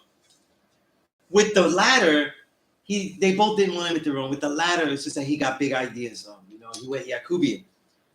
With the former cape wearer, he showed and proved that he didn't know about this shit, and he tried to deflect. So if he didn't know, I asked him why did the father take out skunk from the lesson and stuff. You know what I mean? And he didn't know that. You can't teach here if you don't know that. I don't give a fuck who you are. You can't teach here if you don't know that. And they say that. And this is why they say that to me. And they say, oh yeah, they dismissed it. That one day we were all out there and they're recording us and shit. They missed that. And they also missed that the next day I kept it quiet because I really wanted to finish talking. I was finished talking. And I wanted to do something else with him. And I let it go because everybody else started to talk to him and absolve him or let him go or whatever. And I wasn't with it. I was in the lynch mob mode. And I still am. And the next day they're on the internet and I said, we talked and everything. So hopefully you'll understand. And he was like, well, some people though, they're not about black power and everything. Maybe because they're not black enough because they think that the skunk, they telling me reasons why the white man is not an animal and this is what they care about. So what am I supposed to do? The only thing left for me to go is, listen, I'm here every Thursday. We can meet up before the class and we go around the corner. Because there's nothing else to talk about, though, when you say shit like that after we built here. And everybody else saved you from what I wanted to do, That part. No, the latter, talking about like. With the latter, There are because it's the article. We made an article about it. Guys, so I want to give you my contact info. Okay.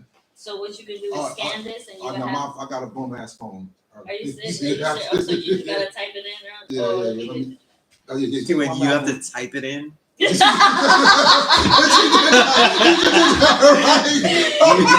type it in, guys. You gotta scan it now. What are you talking about? Until I get, the right, Even I'm looking at it like, scan information. information? Yeah, it's a digital business card. That's why.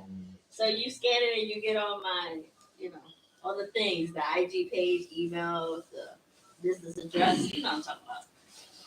Just send me all Yep. I'll text you my digital business card. Once you save it, you have all my Yeah, contact. I want to have some of this content too. That's why. Okay, yeah. So is a lot infinite or infinite lot? On social media. No, what is your name? My name is a lot infinite. Okay, that's what That's I wanted to. My name is a lot. Well, I was asking to address you properly, especially have you on my phone properly, right? Please. The same way as Jewel with 2 L's. It's not Jules. It's not Jewel Arabia. It's just Jewel. The same like the Earth Cipher. Her name was Cipher. My attribute is Jewel with 2 L's. That's it. And don't add no other shit to it. But if you want to say the Earth Jewel or Jewel Earth is cool, the attribute is Jewel with 2 L's. Let's get that right. So infinite, right? Allah infinite, right? Yes, you see? that's my name. Well, I don't see if he's still here. Peace of the God, Ralphie Reese. Peace of the God. Yeah, I have to travel because it's already past that time, Okay, so. going out now? Yes, sir. It's been a blessing. It's great to see you. It's been a long time, guys. Oh, good. I gotta get out of here. Peace, sir. Peace, God. I love y'all. Likewise. I would say, God. Peace. Let me see sometime. Yeah. I see the understanding. Oh, wait. It's not moving. Okay. So people just listening now. Okay. It's stop getting comments. Well, let me just go switch this. I didn't get a chance to build on this though. I don't know who's still here. There's still people here. Today's degree, the knowledge build degree, in the 1 to 4, in the 1 to 40, to me is the most important teaching degree. It's the order, civilization, righteousness, the knowledge of himself, plus the science of everything in life. You know what I mean? If you really become someone that can teach and share things that you know, whether it be this knowledge of self or anything else that is valuable, it's always in that kind of order. Peace, God. No, I just want to know if there's another plug. I think so. Yeah. There's a plug down there. There's 2 of them. Yeah.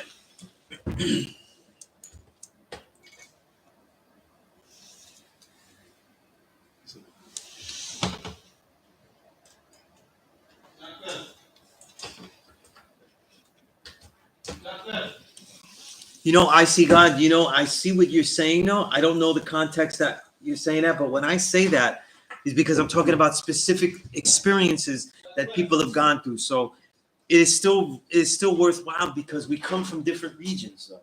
So if I say with knowledge of self and I talk about a student and I say, this student of mine is Black American, this student of mine is Jamaican, this student of mine is coming from Trinidad or whatever, right? Or a couple students I have now. I have a student that's from South Africa, right? When the student is from these different places, it's very, very important that you know where they're from. You know that the context that they come from, the biases that they may have been taught, the things that they may not have been taught. Like if I have a student, right, and he's a Black student, I just assume we're all Black. And I just assume. And I don't ask him where he's from. I ask every student where they're from, their ethnicities. If he comes from a different place and he's not Black American, though looks Black American, then I have to find out, though, what his histories is. Because if he's 85, he may not even know the history of his own people. Mm-hmm. You know what I mean? So how is he going to take a leapfrog backward into Kemet? And he doesn't even know the country that he immediately was emigrated from. This is important. You know what I'm saying? So when you say stuff like we have to stop saying African American or other names you got knowledge, we are no longer anything else other than Black. We know the knowledge of self, but this is an educative moment. This is a classroom. And we have real experiences that come in real places though. And we have to understand that the different peoples that have been indoctrinated differently in different places. I think Haiti, Dominican Republic is one of the greatest examples. One landmass divided into 2 places with totally different visions of what African history is, African reality and culture is. You know what I mean? And yet they are so similar in their cultures, very similar in their cultures, and yet different in their mentalities just by the way that the government, the continued government of that nation, these said nations have taught them. You know what I mean? Right? So it's very, very important. Very important. When you're teaching somebody, you got to know where they came from. It's like this, right? When I teach students, and they could be all Black American, I still want to know what borough they're from. That shit is real to me. Right. You know? Right. That's real to me. I want to know if they're from, I need to know if they're from LA or if they're from Oklahoma.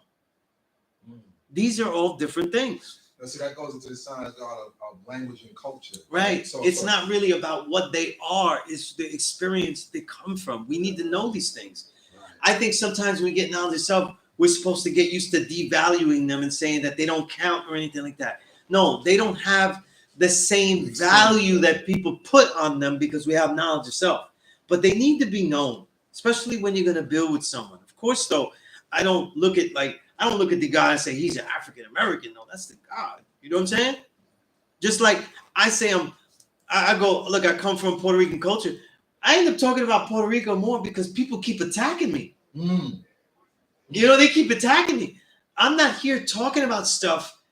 And look, they go, oh, look, you like this or like that.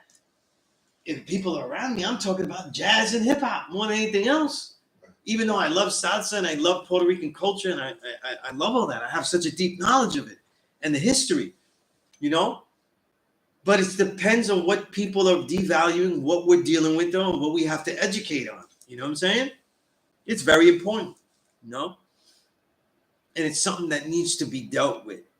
You know, we can't just somebody from Medina speaks a different language. Right. Than somebody Even in this nation, we find out where you came from, where you got the knowledge. That's why we do that. We do the root because we want to know what you came from. Like if you're saying, oh, you only got it in Medina, you never went nowhere else, then we're gonna be like, he might be testy about refinement. You know what I mean? Like, you know, he might get upset. You know what I mean? Upset. You don't want to use that word. You know what I mean? But it's the same thing, like, and that's the reason, you know, like we want to do that. And when you're looking at the 85, you're gonna understand, like, people don't get this, right? With some cultures, it may not be a thing. Like sometimes we know that, like, let's say Latinos, those coming from Caribbean or South America, right? They don't, especially South America, they don't have a connection to their African culture. That's already been hidden very well. The bits of African culture, but they don't even know, contrary to what people think, the image of lauding your indigenous roots is a thing in South America, but only in imagery. And they don't really teach you about this shit, so they don't really know about it. But when we talk about, let's say, a Latin Caribbean, someone from the Latin Caribbean versus, let's say, a Jamaican, let's just use that. We might assume that those Latin Caribbeans don't appreciate Black culture or their Blackness. But if we don't know where you're from, we also don't understand that Jamaicans have a heavy anti-Black culture. That they have a heavy way of looking at themselves as not Black. And that's what sprouted the Rastafarian movement. And that's what sprouted a lot of movements. So if you don't look at this stuff, and you're just assuming, oh, he's Jamaican, though. And then, like, you finally learn about stuff. Oh, it's just Rasta stuff. And maybe he might say some Rasta dumb stuff, or he likes reggae. You may not be understanding that he comes from a place where there is great oppression against Blackness there, too. You know what I'm saying? Let's not forget, look, one of the most famous albums, just an example, Bunny Wailer, right? When he went solo, one of his best albums, my favorite of his, is Blackheart Man, right? But Blackheart Man was they used to call the Rasta.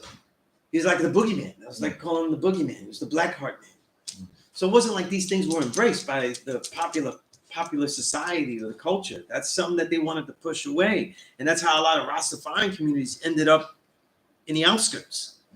You know what I mean? So we assume that certain countries are down with Black and they just need a little bit of knowledge. Nah, sometimes they need the whole works too. They need the whole works. You know? So it's always about knowing where people are coming from, what they know. And it's the same thing. It's just part of the student. You got to know, you want to spend time knowing what that person does. See, in this classroom, I don't get to make pick the friends or people I find friendly or with talents and abilities that I find moldable and likable to me, and then make them a student. Like if I'm on the street, because you're not going to make someone your student though if you don't trust them or you don't feel like you want to be with them all day. Like he'll fade away. But here, there's a lot of people I teach that have a lifestyle that I don't do at all. Whether it could be something that they're coming out of, like a criminal lifestyle, and I didn't live that like that, or if they just live a life that I don't really relate to, whether it could be different, I don't know, I'm just making stuff up, but like different sports, different mentalities, different musical likes, or whatever like that, right? All Jesus Christ, holy mystery God, if they like reggaeton and I have to teach them, you know what I mean? Oh my goodness, that hasn't happened yet though. Besides the language and culture, it's funny because you do not fuck with reggaeton. Oh my god, yeah. You do not at all. Oh but, my goodness. Yeah, but you know the language enough to kind of course, navigate through that, of right? course, yeah. It's almost like the same thing, like the Moors will say that, you know, we're not black. Right. So, and that's their language, and you got to know how to be able to navigate. Right. Yeah. So language and culture, I mean, that's something I'm super fascinated. I've become fascinated about that. It is. It really is. It really is. You know what I mean? And these are the things that are used against us. So we have to know how to deal with that. Obviously, with a Moor, we're not really going to be sitting here if they're going to be dealing with that and try to teach them if they don't want to teach. But these are new things. Until I heard that, I didn't know that there would be students that would come here, potential students that thought that they weren't black if they looked black as you. You know what I mean? And some of them were getting out of that Moor stuff, and they still had that thought process. So, you know, like if you don't know, if you don't ask, I wouldn't know about that. You know what I'm saying? So it's very interesting. Asking and getting the intrigue into it is very important. And King, you said I can't stand reggaeton drums. That's the whole point. It's reggaeton drum. It's only one. It's only one drum. The dembo. Yeah. The dembao. That's it. You know, it's funny. My daughter made like these little shorts. You know, the little TikTok shorts, and she made one with a reggaeton video. And I was like, oh, you got to do that one again. I said, remix. We're not gonna have that in this house. I said, remix. You will do that video over again for your father. You know. Man, I said it was a good video, just different tracks. See, Malik, you asked a good question. In Moon 36, is it safe to say we have different traders? That's not the point. Like, I don't teach a Puerto Rican or anybody else from another place that's not Black American to say that the 1 to 36 doesn't directly relate to them. My point is that as all teachings, as we read all literature and all things, just like we do with 120, we're supposed to look at it and say that these things relate in some type of level to us, though. You know, because if we go technically, do we have all different traders? Well, in all instances, almost every place I think of, there are instances of people being traded and brought other places. So because Puerto Rico was just colonized by two different people, Spain and then the U.S., and so they didn't really go anywhere, right? However, if you look deeper into Puerto Rican history, there was a moment, though, where workers were being fooled with cheap pay because during the industrialization of the U.S. imperialism, when they took over Puerto Rico, jobs were leaving quickly. So they started to get people to export Puerto Rican workers. And there was a mass not migration, but exporting of Puerto Rican workers into Hawaii to work there. And there was a lot of oppression that went on in Hawaii because that was like taking them out from one fire into another furnace, because Hawaii is one of the most oppressed, and from the U.S. too. The statehood is basically a sham, you know, to cover all that up. But there's history in that too. So there's a lot of Puerto Rican settlements in Hawaii because of that. You know what I mean? And they were very abused workers and all that. So again, it's all different levels. And I said, like the coolie system, there's a really book by Erica Lee called the history, the Asian American history of the U.S. I think it's something like that. Let me see if I could find it. I could look it up in the thing here if I read it. I get the title right. But the author is Erica Lee. She writes a great history about that because there's not really a history of that history like that Asian American history, and it includes Chinese, Japanese, and India, everything Asia. That's totally different name. The Making of Asian America, a history by Erica Lee, and huge book. How is it? How big is it? 550. It's 550 book. 550 pages. Erica Lee, Erika Lee. It's a great book. I read it a few years ago, and it was a great. I don't have many books like that, with that detail of Asian history here, and it shows how they got here, what were the things that happened to them, like the oppression that they dealt with in like California and things like that. The railroad systems, the railroads, what I mean, and how they dealt with that. So, like, if we're looking to equalize slavery with anything else, though, that's not really the point, because you can't. That was the point. Equalize everything. People always want to equalize. Well, and that includes not just white folk, but other original people. Like, oppression has different levels and layers because they're trying to oppress without being caught.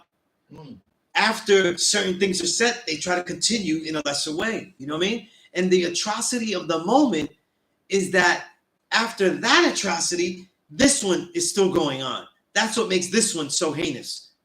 Not that it's worse than the other atrocity, but that atrocity didn't amount to anything but just a rebooting in a different way. Slightly lesser, but still oppressed. You know what I mean? And so that's a good book, great book to put it in the context to see, But I would say in many cases, though, they were traders. This is different. You know what I'm saying? South America, the Caribbean, slaves were everywhere. The transatlantic slave trade was everywhere in that context. You know what I mean? But original people have a deeper history than just the transatlantic slave trade. Absolutely, right? So you go into like the Indians who exiled, or the 2 million Indians, like, because that's what the discussion that I was having with the brother, seemed like he wanted to dismiss that history. Like he didn't want to acknowledge the history of the 2 million Indians and their relationship to the original people. Right. And as hell, like I said, that just goes to show that you're not really studying. You're studying only the transatlantic slave trade, and that's only irrelevant. That's the lessons only have relevance to that. Right. And the original people of those experiences are not related to 120 lessons, which is like, are you even studying? Yeah, it's crazy what is not being read or analyzed. You know what I mean? Malik, you said so. A Latin experience would be different from the transatlantic. No, it's embedded in too. Much of the. I mean, look at the Latin Caribbean. Though we have African ancestry through that slavery experience. You know what I'm saying? We have direct African ancestry through that slavery experience, and so does much of Latin America as well. South America, I should say, to be more particular. So it definitely is applicable and something to understand. And the 1 to 36 shouldn't be just it's funny that people build with the 1 to 36 as a history lesson, but the whole point, that's a mental con. You're supposed to be using the 1 to 36 not to see just your history, but to see the way the con is. That's the way it goes. I mean, that con is still being used today in many respects. You know what I mean? To take people away from something that they do have, for the grass is greener. You know what I mean? That's the con. That's the ultimate con. Like, you got and who ends up with the green grass that you were on? That's the con. I get you on this side, and I get that grass is green side. Right? Because when they try all these slaves and make them slaves, they make them slaves. They're not slaves. They make them slaves, transfer them all the way to the other side of the world. What gets left? The land and the resources. And it becomes easier to colonize an empty place. A place that can't really defend himself now has to actually needs this colonial investment, right? The removal of the support system. Yeah, You take away all of the young black males and make them slaves, you just took away military. You took away any kind of policing. You took away all of that. So what do you have? What do you have left? You don't really have You know, you missed out on all the youth. You just have a lot of like older people that can't really defend the place like that. You know, and most importantly though, you cause a lot of confusion, which is the root of the 1 in 36. The whole 1 in 36 though, a lot of it is about confusion. You know, confusion of desires, confusion of wants, hopes and dreams, right? Illusions, right? He likes the devil because the devil gives him nothing. That means if you like nothing, that means that you're under an illusion. It doesn't matter. It really doesn't matter what shade, what race, anything. Even the grafted man could learn something out of that 1 in 36. You know what I mean? Even the grafted man. You know? Yeah, but it's one of the ultimate cons, you know? So 1 in 36, the 1 in 20 is filled with lots of different types of lies. You know? The lies that fooled us the most. And it talks about lying all the time. You know? How they told lies in the beginning, right? How they lied to us about what we learned, how they kept us illiterate, right? How do they keep you illiterate? They lie, right? You don't just keep a people illiterate by not teaching them to read, though, but having them read things, you know, having them read poorly, you know, having them at a low reading level. You know what I mean?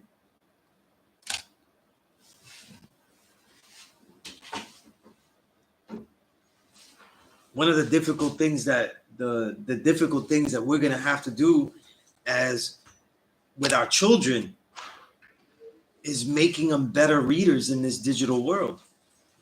It's a real challenge. You know, it's a very big challenge. You know?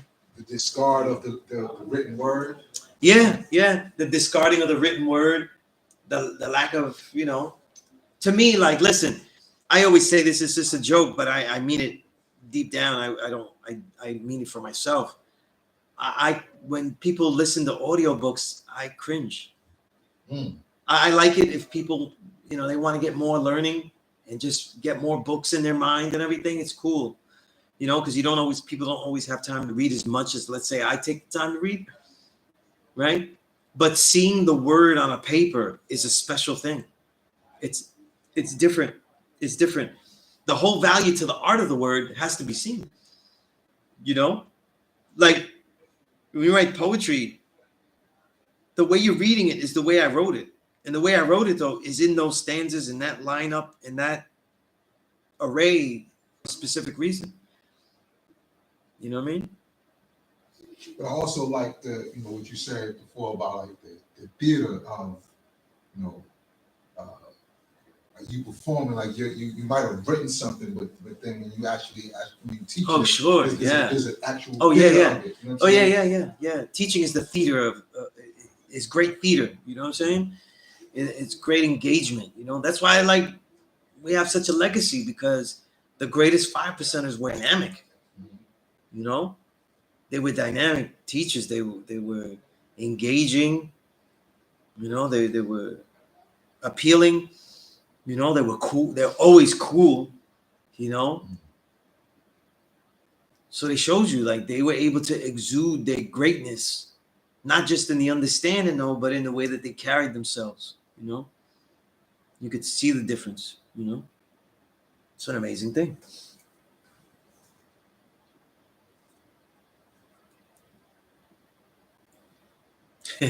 You said it's discouraging to the youth by design when it says 3-minute read. Yeah, it really does. Yeah, 3-minute read. Every time I see something that times me for like, this is a 3-minute read, 5-minute read, I really take it offensive, and I try to read it in 2 minutes. Challenge. Yeah. I use primarily Google Play Books, right? And it doesn't do that. But when you read a book on Kindle, Amazon Kindle, which, by the way, if you buy my books on Amazon Kindle, that is a great support, because when you buy my books on Amazon Kindle, people don't think that they supported me buying it digitally, that they bought it for less. But when it calibrates when you read pages. So when people buy my book through the Kindle app, right? Which is where it's available, and people read the pages. I get paid more depending on how many pages you go through. Oh wow. So if you finish the book you're reading, like you read through it, I get paid more. It's like almost like a streaming. Oh, yeah, that's kind of dope. Yeah, it is. Yeah. That's dope. So it's not like if you couldn't afford the paperback, the ebook is still good because adding on that you bought it and then at a lower price, but reading it though gets me money as well. So it's still adding more money onto that price that you don't have to pay for. You know, that's part of the royalties I get. That's dope. You know, so that's a nice thing. You know, I learned that when I started selling the books because I didn't know that. You know, but in Kindle they also give you time, like how much, you know, time, how many hours left to read the whole book. You know, I'm like, damn you, man, I'm reading. This is not gonna take me this many hours. I'm going in. You know, so I start reading faster. Yeah, we would hope so that it would be incentives, but not everybody's like that. You know what I mean? I think this is something I do with my youngest.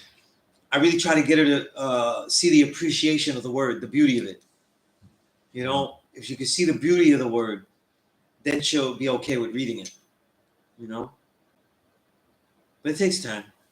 There are so many other things that kids are, you know, enjoying. Digital stuff, toys, everything, you know?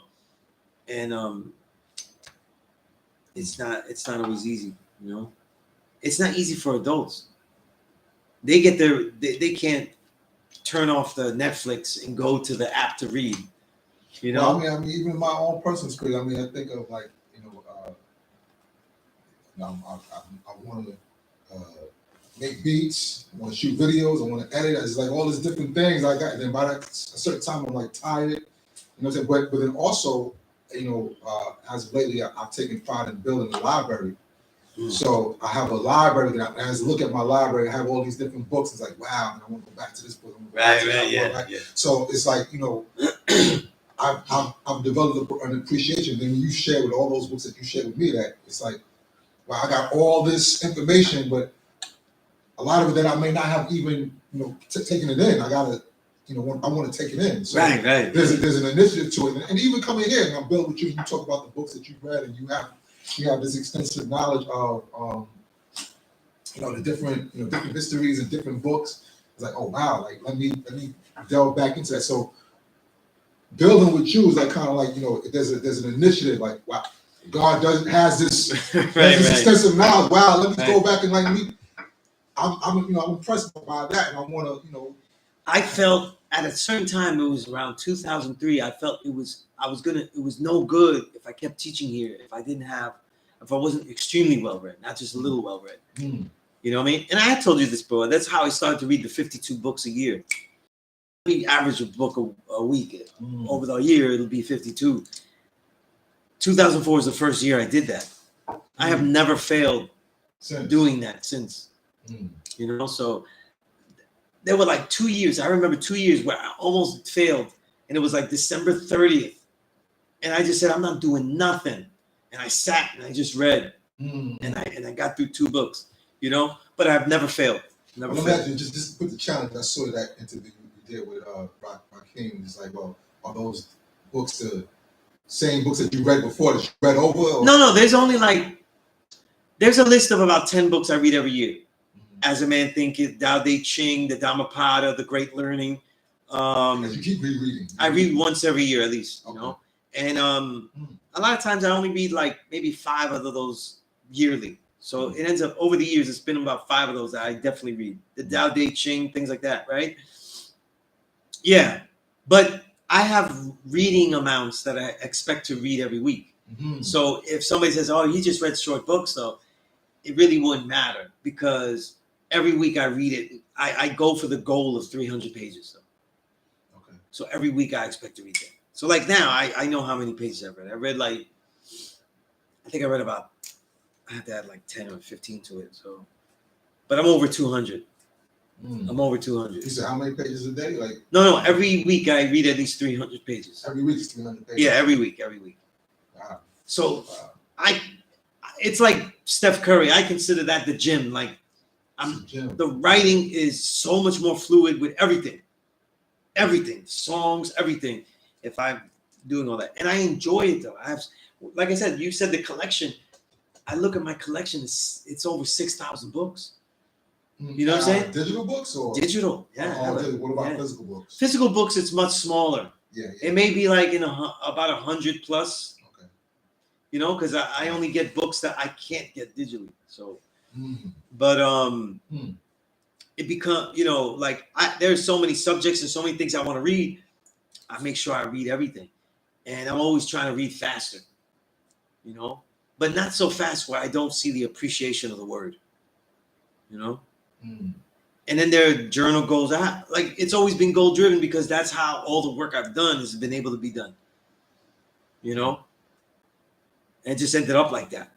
You know, where this is like really what I love to do. You know, so it's very easy for me to turn off an app and then start reading. Like all that has to happen in the movie is like a sequence has to finish. Like I watching a movie or a program. I'm never those people that finish the episode. Like a sequence just has to change, and I'm like, oh yeah, you know. And that's enough. I get distracted and I get antsy, you know. So and then I take it off, you know. So I just disciplined myself, and you know, as a thing in the beginning, it was like it's embarrassing. I want to represent here this school to teach though, and we have to know so many things I don't know enough. It was the same way that happened when I started writing about hip hop. I maybe had like 10 albums in the collection. And I was like, this is no good. How can I write about music if I don't even have like a library to go back to and stuff? So I started to collect profusely. You know what I'm saying? Obviously that didn't end, right? That didn't end. You know what I'm saying? But this is where this stuff came from. But make it positive though, because there were so many things I didn't have privy to. So I was like, I'm gonna get everything I should know, you know. And when I had my children, my first child. I was like, I want them to be able to have access all the things that they want to know, and not be like me, where there were so many things I wanted to know, and I didn't know where to get them. Or if I thought this was where to get them, I was like, how do I get there? How would I get there? You know what I'm saying? I don't know how to get there. You know, and that could be very frustrating for someone. You know. How do you get there? Like I remember writing in magazines. I was a writer at magazines, the big ones, right? Vibe. And I'm still thinking, how do I find these artists on my own? How do I get in, you know, without having to go through him or the label or this? How do I do this? How do I become an entity, you know, on my own? Yeah. And I was like, you know, and just feeling stuck and all that kind of stuff. So these are things that, you know, lack of knowledge and stuff like that. That's probably why this all appealed to me so much, because the root is knowledge. You know what I mean? This is something that I've always loved collecting and accumulating, you know? So, you know, like collecting and accumulating. Yeah, that's something like my mantra has become like, you know, or you know, like the thing that I repeat, like the layers, like what's in your library? Right? Like, you know, like the saying, like, well, what's in your wallet? Right, like, yeah. Well, what's in your library? Yeah. You know what I mean? Like and I like to take pride in that, because you know, going even like my peoples who might have returned to the essence, you know, with my record collection, I collect their records as well as collect their books. Like I find these books, like wow, I need this. This is part of my library. You know what I'm saying? All the time. Yeah, and it's just kind of a balance, though. You know, like when I tell all you students, like, don't look at it like I'm saying like TV or film is bad. My brother's an actor. He studies film. He's a genius at film. His collection is like my collection, you know? Like he has about 2,000 digital movies. Okay. And I have access to all that. So I really could zombie out. I have all the apps, Netflix, Disney, Hulu, everything. Wow. Max. I could go to all the apps, you know, including, and of course the number one app, Tubi, you know what I mean? Whatever. So I could zone out on all these apps.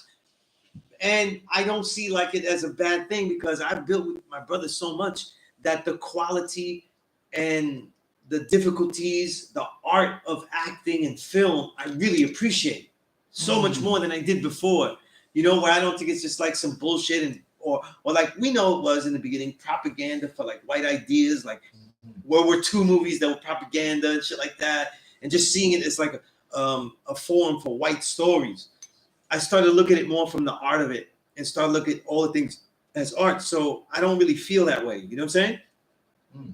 At the other thing, maybe because I'm older, I don't always get. I don't expect them to have my story because over the years, now that like we're in our late 40s, you couldn't write my story on a TV screen. Mm. It'd be so different. Nobody would.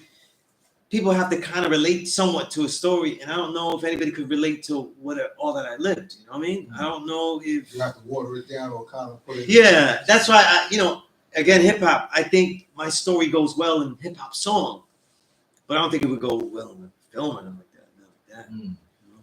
First of all, it'd be kind of boring. Half of it would be writing and reading and studying. You know what I mean? And a lot of training and shit. But people only see the fruits. They only see the fruits of stuff. If I said I wrote 645-page book, and that wasn't the only book I wrote last year. You know? How many pages did I write that you didn't see? You know, how much did I scrap? How much it doesn't get printed? You know, but it's all of these things like knowledge and accumulation. And accumulation is a Western concept. Capitalism it's seen as detrimental in the West, but we have to turn it on its head because we have to use it some way. You know, they have many tools of oppression, and still, no matter what, knowledge is something. Knowledge is something that they use against us. So at least we can have all of the information that they are drawing up. We don't have all of the ability to mine new experiments on our own, have the equipment to make new experiments. Like we don't have the Hadron Collider to smash atoms and shit. You know what I mean? We don't have that. But at the very least, though, we make sure we get all the literature that is on it. You know? And such and go down the line. You know what I mean? Because it's our understanding that gives us the difference to everything. You know, that model that the father lived out. You know, his only if you wanted to decrease it to one thing, all he really did was have an exceptional understanding that he lived. All the other information, you could say everybody else brought it, but not any of these people. They want to give credit to the Moors, the Circle 7 Quran. Buddhist literature, because at the 60s, Buddhism was coming here too. You know what I'm saying? Krishnamurti was here, and Krishnamurti was saying that we were God when they would ask him, but it wasn't a core of his teaching. It was about letting go in the mind and thoughts.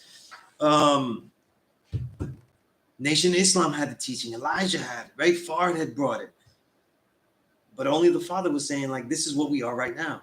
The most simple, profound, and the most difficult to actually do. You know?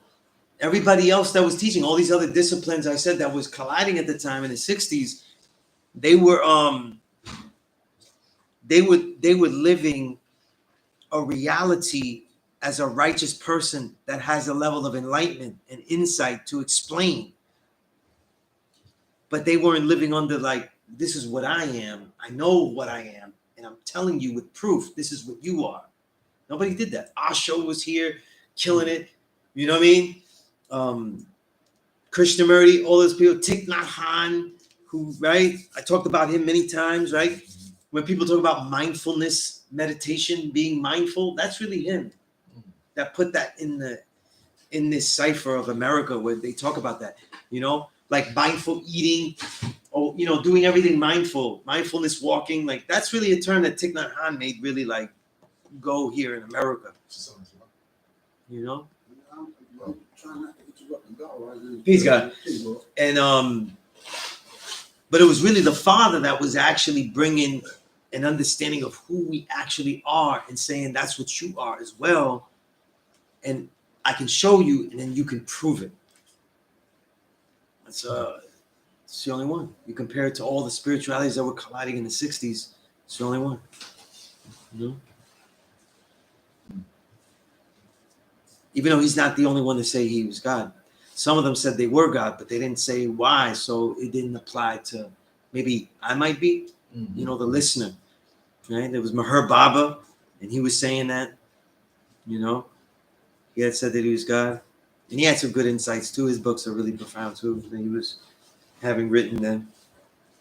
You know. That's interesting you say that because 5%ers have been the most loudest with it. So it seems like we're the only ones that say, God. They're like, question like, who else is where else where you getting that from that you say that you God? Yeah, because during that time of like the 60s where it was more open and Woodstock or whatever, and I'm just using Woodstock as a catchphrase to symbolize the era. A lot of the East started to come here, and that was led by Paramahansa Yogananda, who wrote Autobiography of a Yogi, which is a great book.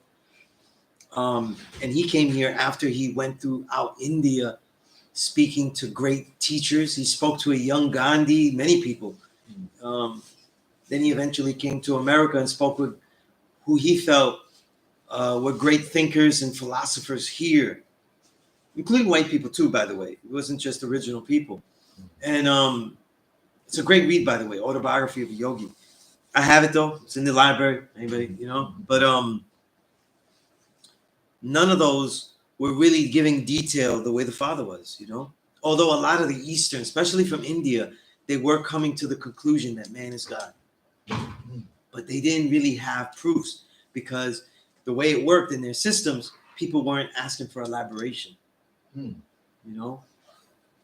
Again, they were like a lot of religious systems and spiritual systems where even though you came to that realization, the real quest was salvation for your reality in that moment. In other words, you're trying to escape the reality of being in this Western world, capitalism, whatever it is, If you notice the father, he wasn't trying. In fact, he had no problems. Like, I'm not trying to get you to escape from anything. He wasn't like a Taoist mountaintop, like you get this knowledge, now you live on a mountaintop. He didn't do any of that, which is so he didn't have those type of answers for people anyway. So he didn't draw up those type of mystical leaning people. You know what I mean? His system to get you through what you're dealing with. Yeah. And I find that most profound, because what he saw, if we really are God, then we really made everything that we live in. The creator makes creation, and creator must live in it. And if creator finds it wrong, creator must create anew. So he said, if this thing is wrong, then you're going to have to embrace it and change it yourself. This is why I think some people misinterpret and say he wasn't a revolutionary. No, the father was a revolutionary. The stuff that he's saying is revolutionary. It changes the paradigm of what is. That's what revolution means. Just not in the sense of what it was. Right. It's not a sense of forcing a mental takeover and a physical takeover of what people are dealing with at that moment, because he felt that the mentality of the people, if that changes, everything else changes. And that's not what's unique about. What's not unique about that is that it's similar to the schools of ancient philosophical thought, like Chinese thought, like Confucius thought, where they really felt like if man changes himself, everything else follows the order. You know what I mean? Just like at the higher levels of Neo-Confucianism after Confucius, they really thought that if you have good governance on top, that leader will set the trend for everyone else. You know what I mean? And of course, that gets manipulated in places like America with democracy. You know what I mean? Where people think like they'll behave properly if we have a president like Obama. We'll have everybody behave properly. And in many respects, right? You didn't see much black revolution during Obama's time. Not at all. He had people behaving. Just his imagery, his way of speaking, everything like that. It was, he was a great speaker, very calming, all that kind of stuff. He had all of the attributes that they needed at the time, right? But to rile up everyone, get everybody on the side of changing things, Trump was good at that. You know what I'm saying? So that concept that the people follow the leader, though, is very Neo-Confucianist, but it's very true. The people do follow that order in general. And speaking of that, about let me see if I have it open here. We're talking about the way the 85 follow. There's a great book I'm reading now. It's something that a lot of the people that was fighting the the vaccines, like Robert Malone and Peter McCullough, the scientist, and all these guys. There's a book called The Psychology of Totalitarianism by Matthias Desmet. It's actually translated. And this one goes through the idea that Western civilization, its ultimate end game was totalitarianism. There's a white guy saying, like, it was the way is from the Enlightenment period and the thought process, he says, this is where it was going to end up. And he talks about mass formation psychosis. That's what he calls it. And he says that's why everybody was doing the whole vaccine stuff and, you know, making people do things and having no proof that the shit works, but still using it and shit like that and demanding that you use it. All of this, though, he says, was mass formation psychosis. And all he describes, though, is a real deeper look at, like, the mentality of the 85. It's the dopest book I've read that really handles, like, the 85%. Outside of us, building on it. And I was like, it really is a study, but, like, at the extremes, the people dealing with that, it sets up a mass formation psychosis where even the people that are advocating for it, they're more like advocating for it, though, because it allows more union among the people. You know what I mean? Like, and countries that are on the decline often do that, you know? So it's an intriguing read. Intriguing read, you know what I mean? It's a short read, too. I'm almost finished with it, but it's like 250 something pages, but it's a fast, well, for me, I found it a fast read. It's really good. You know what I'm saying? But if anybody wants that book, though, but that's like, you know, a great book about the 85 mentality. You reading that on PDF or? No, EPUB. So the Google Playbooks, yeah. Okay, Yeah. I try not to get PDFs. I hate PDFs. Because on the phone, you can't do much with them, you know? You can't do much with them. So they're not easy. Google Playbooks, you could do the most things with out of all the apps I've seen, you know? Other apps like Kindle, you could do stuff with them, notes and everything, but the lettering, it doesn't go small enough. So I adjust. When I read, this is why I like reading on the phone. You can adjust the lighting, darkness, but also the size of the lettering. So when I'm focused to really read fast, I shrink the letter size. And it allows me to look back and absorb more words at the same time and read faster. You know what I mean? Whereas if I'm a little slow, maybe my head is not there, you know, and I still want to read, put the bigger letters, you know what I'm saying? So I'm always adjusting, you know? So like the way I adjust the look and the music I'm listening to, those are the two factors that enable me to read fast, you know? If I don't have the right music on, though, I'm going to read slow. Oh, so you read with music and everything? Yeah, as long as it's not hip hop. Okay, all right. Because people talking to me, I can't. Just talking. Because I find myself distracted, like, you know, like I have music on and I'm trying to. Sometimes I'm distracted by singing lyrics. It could be because they're not hitting or because they're really, really good. Or maybe because I'm a producer, instrumentalist. I could see you hearing parts and be like, oh, wait. Like, wait a minute. Like, that happens a lot too, you know, because like sometimes I have to stop and write something about the music or things like that. But it's the only way that I can hear more and more music. There's only so much time in a day to hear all this music, you know? So ideally, I'm going to say like probably if I added up the hours I spend to achieve my goals, I'm going to say throughout the week, it might be 9 hours I might need. And people watch more TV than that. They watch way more TV than that. You know what I'm saying? They do. So what is your like your technique of like writing? Like, I mean, how many projects are you writing all at one time? I try to tackle them as I see fit. So like when there are distant projects and then there are the immediate projects. So when I'm writing, I'm tackling stuff that needs to be done.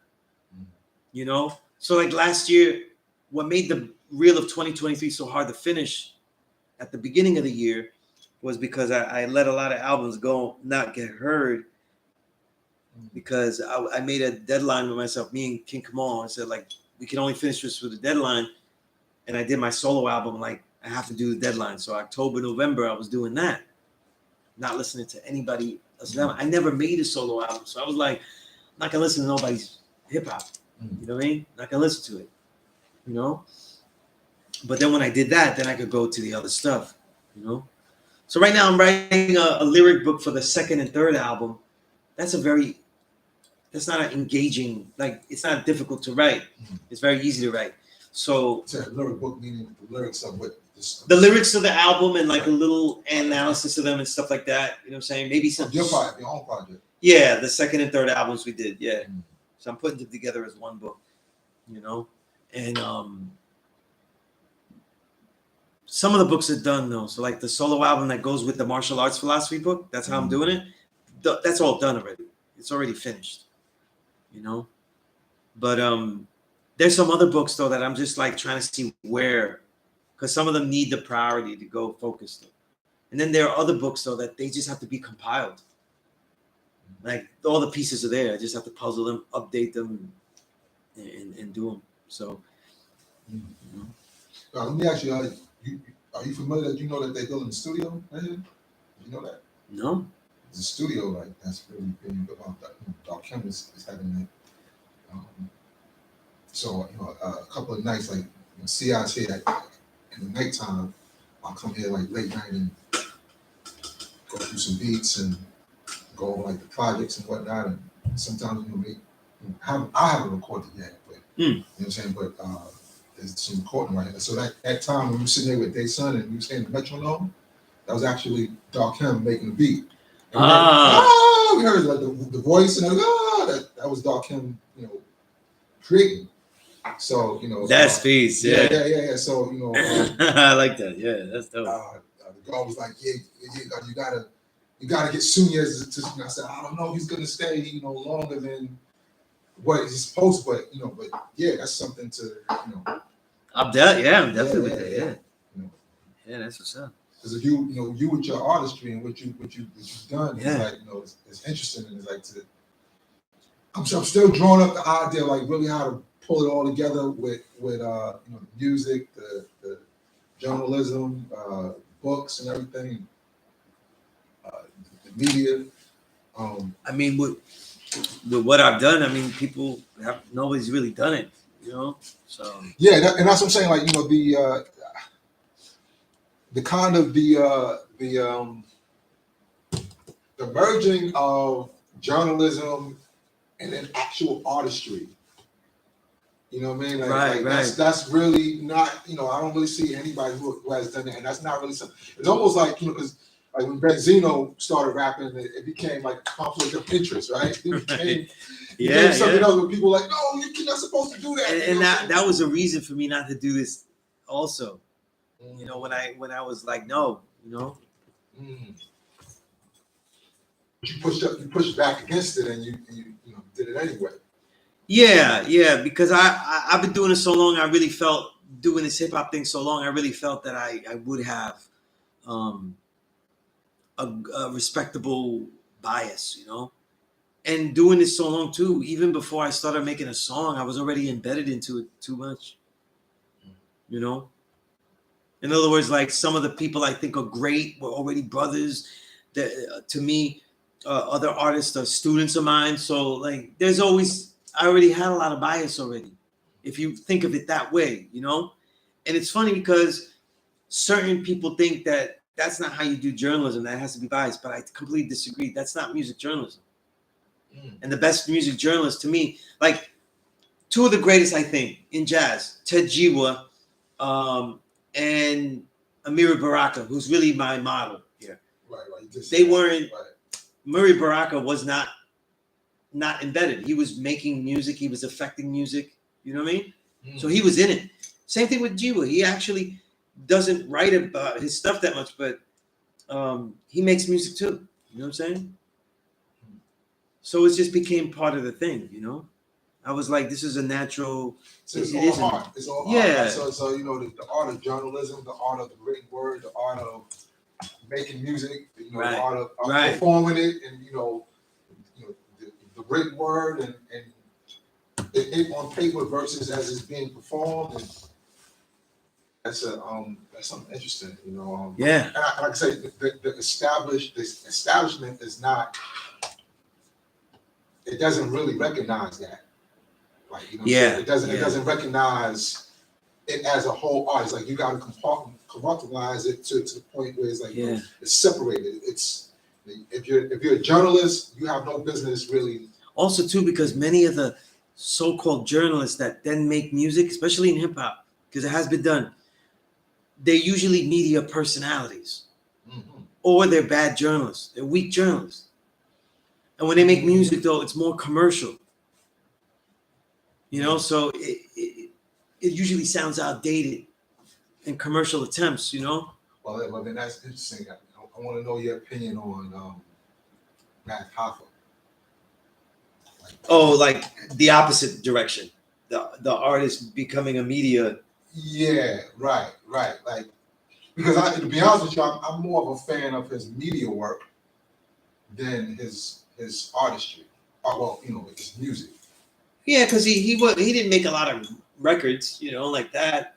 Well, I think he was making records. He just never got a chance to really be in the spotlight like now. And so now that his platform is taking off the way that it's taking off, well, the number one thing for a journalist in music is their black book, their contact with artists. So a person like him, like a lot of the other artists that become media personalities, they have the ability to get all these artists though. You know what I mean? But, you know, and I'm just putting it there as comparison straight up because I'm willing to do it there. The few people that I've interviewed that he's interviewed is no comparison. His is all experiences and gossip. You know what I mean? And innuendo, whereas mine is about the music. You know, so none of these media personalities, they make they're artists and then they start doing interviews. It's funny that they interview people and they very rarely talk about the actual music making. I think the only one that comes close to being a quality interview that I would respect is probably Kweli.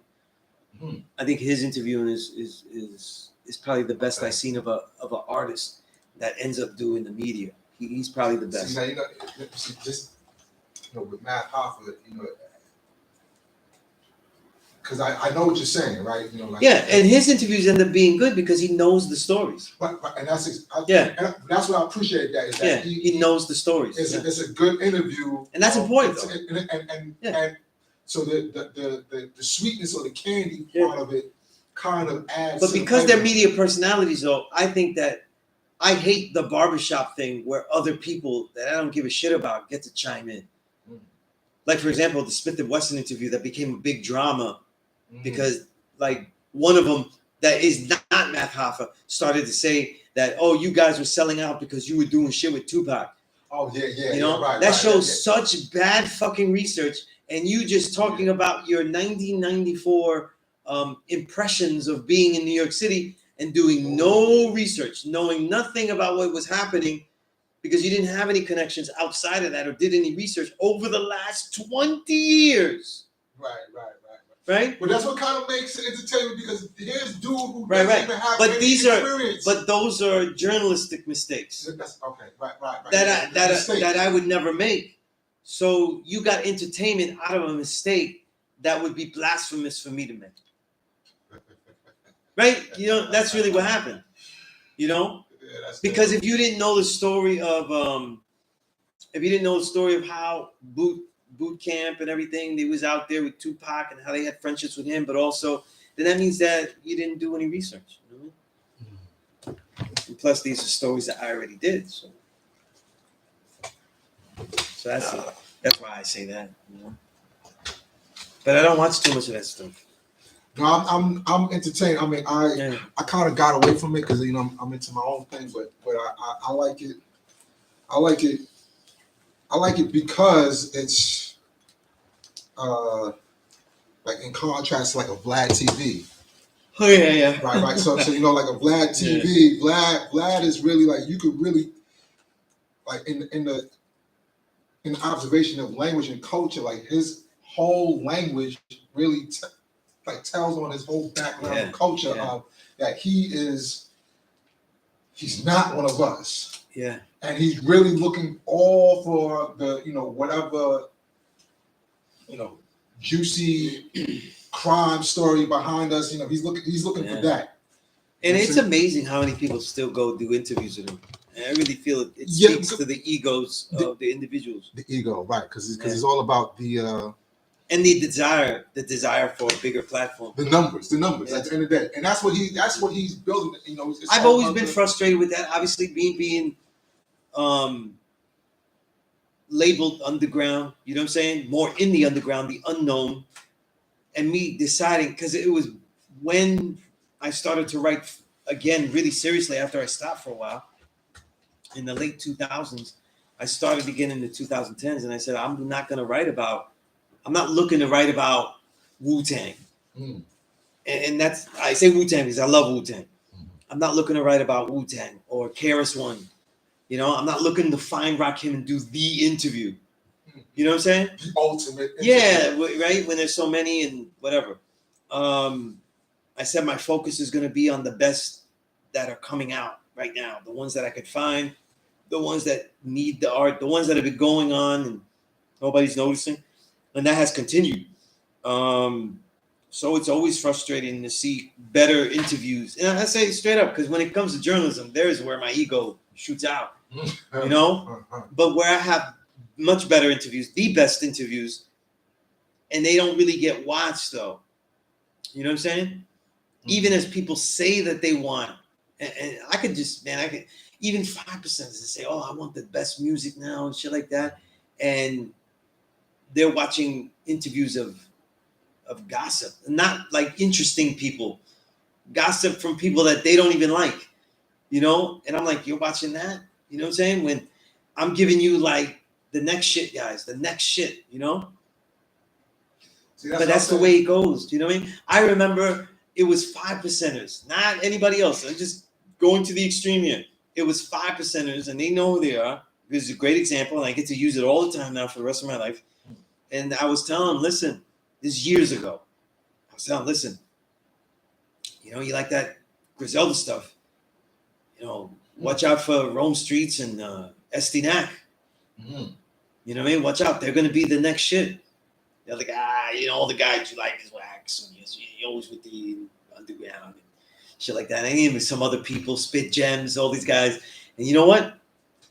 And now they all became legends. They all have exceptional records. You know what I mean?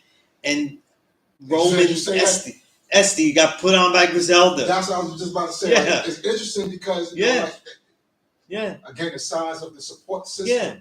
And I'm like, like sometimes I don't know what people look at when they want to validate, or they just, no matter how much they say that they're underground or they keep it underground, they really want to just watch things that are popular, but are popular on the level that you feel comfortable with. So they want a certain level of popularity. Very few people listen to things that are absolutely not popular at all. Very rarely, Very rarely do they willing to find a hip hop album that nobody's ever heard of. That's, if they say that, the majority that say they are lying. They want to hear something, they'll be cool with an underground artist though, but it's got to be on Pitchfork's radar. You know what I mean? Well, okay, like see someone like me, because I'm infinite, right? I do all these fucking different things, right? I'm all over the place. So, it's not so much, about like Pitchfork or, say fucking Black TV or my expert opinion, any of those. Is what about what can actually reach my attention? What can get on my radar? You know what I'm saying? Through all the fucking shit that, the clutter, because I'm in there's a lot of like, like walking through this, like going through all this fucking, crazy. But that's why I say that, because we just talk about hip hop. If there's anybody that has gone through all that muck, it's me. There's nobody that has gone through the muck like I have. No, but I think you intentionally are going through it, whereas I'm going through it just like you're going through it as a part of your creativity. Right. It's a part of your journalism, it's part of your job. Whereas me, I'm going through it like not really intentionally. Right. Like it's not intentional. It's more like I'm just like, damn, like this here, god damn. Like, like I'm kind of like It I could just be want overwhelming, everybody yeah. just shut the fuck up so I can, I can make my videos, or I can do this, I can focus on this, and so when, so in my case, it's like if something can actually reach me, because whereas you look at it like as you're going through, you're actually looking for it. I'm not necessarily looking for it. Right. You know what I'm saying? So Yeah. So if it could reach my attention, then more power. It's at this certain stage though that I said with hip hop music though. Let's say it blatantly, right? Unless you're in this shit, right? Which would discount you. Unless you're in it and you're a listener, I really feel this way. If you're not looking through the works I put out, you're doing yourself a disservice though. Mm. You're letting the algorithm guide you. That's yeah. And I say because people use all these algorithm services of their Spotify's or YouTube Music's, right. and I'm telling you that if you're not using my shit, you said that's when you shoots out. Yeah, right? yeah. If you're not using my shit, because nothing's giving you a detailed explanation. Like you could read my stuff and know that you won't listen to an artist, but they're out there. You could find the artist you want based on the way I write this stuff, and it's not just the same shit. You know what I mean? And nobody's heard, like nobody even knows what the next shit sounds like. You know what I mean? If they do, they're bugging though. It's not the next West Side Gun record. It wasn't this past year. It wasn't the Conductor. It wasn't him. He was dope, but that was not the next shit sounds. You know what I mean? The samples and stuff. No, that wasn't it. Out of the whole year, it wasn't. So what was it? There's not even guys like Buddha Monk using samples and like discordant time signatures, like the way Dilla does. He does it a lot like that. You know what I mean? And it comes out different, which is something I never heard people flip like the Dilla discordant style in a different way. You know what I mean? But people don't know that. You know what I mean? So it's like, so yeah. I feel some guy, I feel some way about it. So I see, especially if I see my 5% brothers, like I'm seeing them put up other bullshit that's weak, and I'm like, yo, you telling me you don't follow the best? You're supporting the best? Come on, man. Yeah, I can't put more years in this shit. Don't tell me when you're 60 now you want to tell me I was a shit though after when you're 60 years old and shit. And now you find records, you find records all late and shit, and I'm putting them on now, A lot of these records that they think they found, I already had them months before. So I don't know, you know what I mean? You popped your collar. Yeah. You found it? Like Al found it for you. The algorithm. Al found it for you, Al found it. And I had this shit for you, for a whole year, So I'm just saying like that, but what I'm saying, that's the service that I'm providing. And the way I'm writing, I provide it where you don't have to agree with any of the shit that I'm saying. It's detailed so well. I've come to a point where I'm deep. That's why I say it's science on music. I'm detailing it so well that you can say, that's not the type of music I like.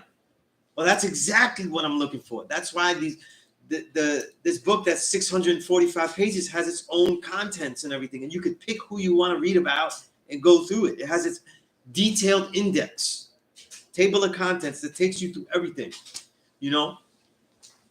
So you're not just fishing in the dark and everything like that. But that's what journalism is for. That's what music journalism is, When I became an expert, to get to a level of quality expert, I had to first go through the fastest way was through the proper journalists that mined all of this. So I went through the Baracas, I went through the Scott Yanos, I went through Ted Jiwa, I went through all these people to see, Look, this guy Ted, people like, oh, I find my own jazz, forget it, this and that. This guy Ted Jiwa wrote a book about songs. All the great songs and who did them. You know what I mean? So all of the great songs in jazz, like the standards, other songs, all of that. You know how much time it took to do that? I'm like, I look at his shit and I'm like, damn, I want to do that shit. You know? Get inspired. Yeah. So the directories, all of that. This shit I wrote is a fucking directory. You know? You don't have to say all the, and people be like that and they're like, oh, I have my own decisions. I make my own decisions with music though. That don't mean that you know what the fuck is out there. You know what I mean? That's what you do in the army. That's what you do in war.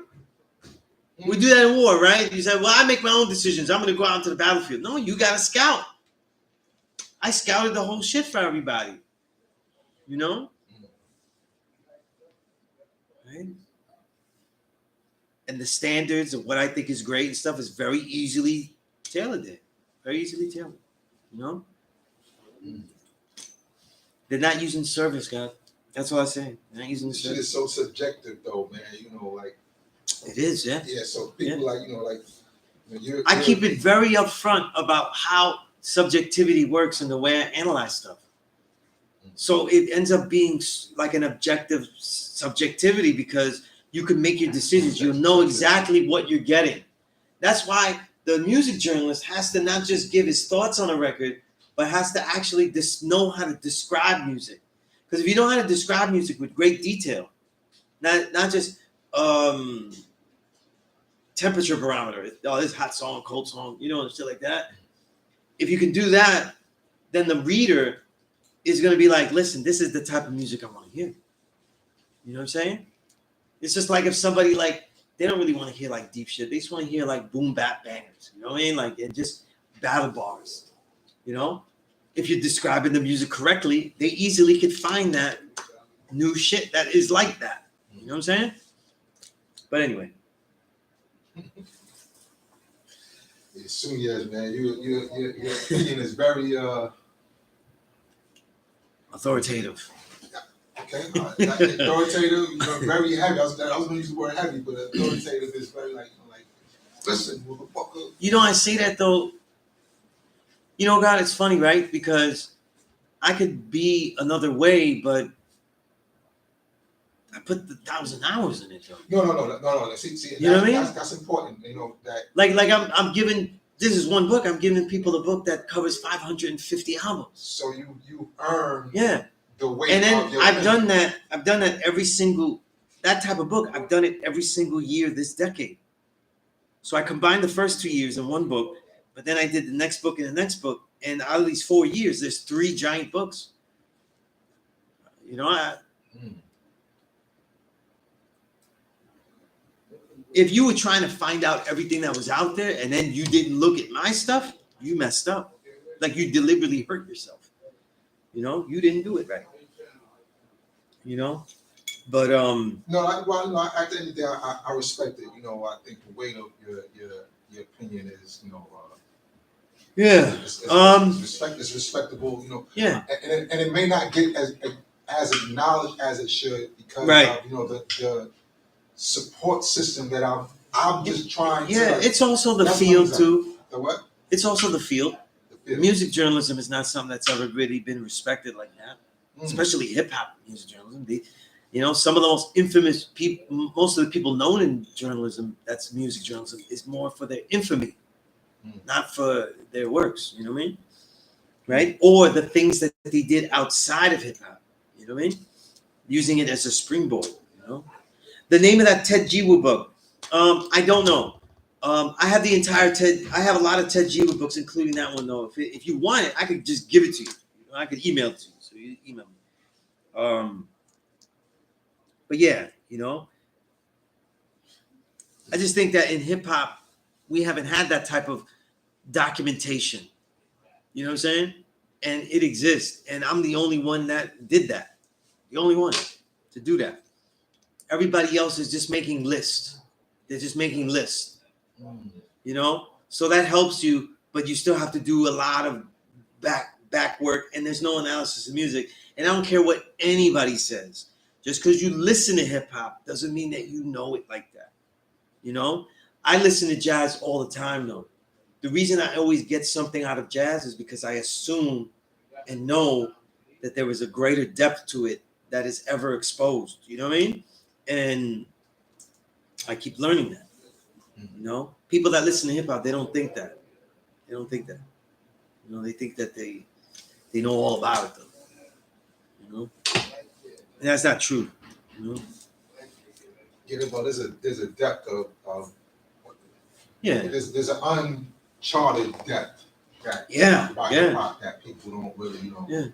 A lot of times it is about the algorithm or about what is commercial. And so like if you go to genius.com and they have the lyrics, there was only like maybe 5% of the albums I wrote about had the lyrics in it. You know? Very few albums. Very few albums.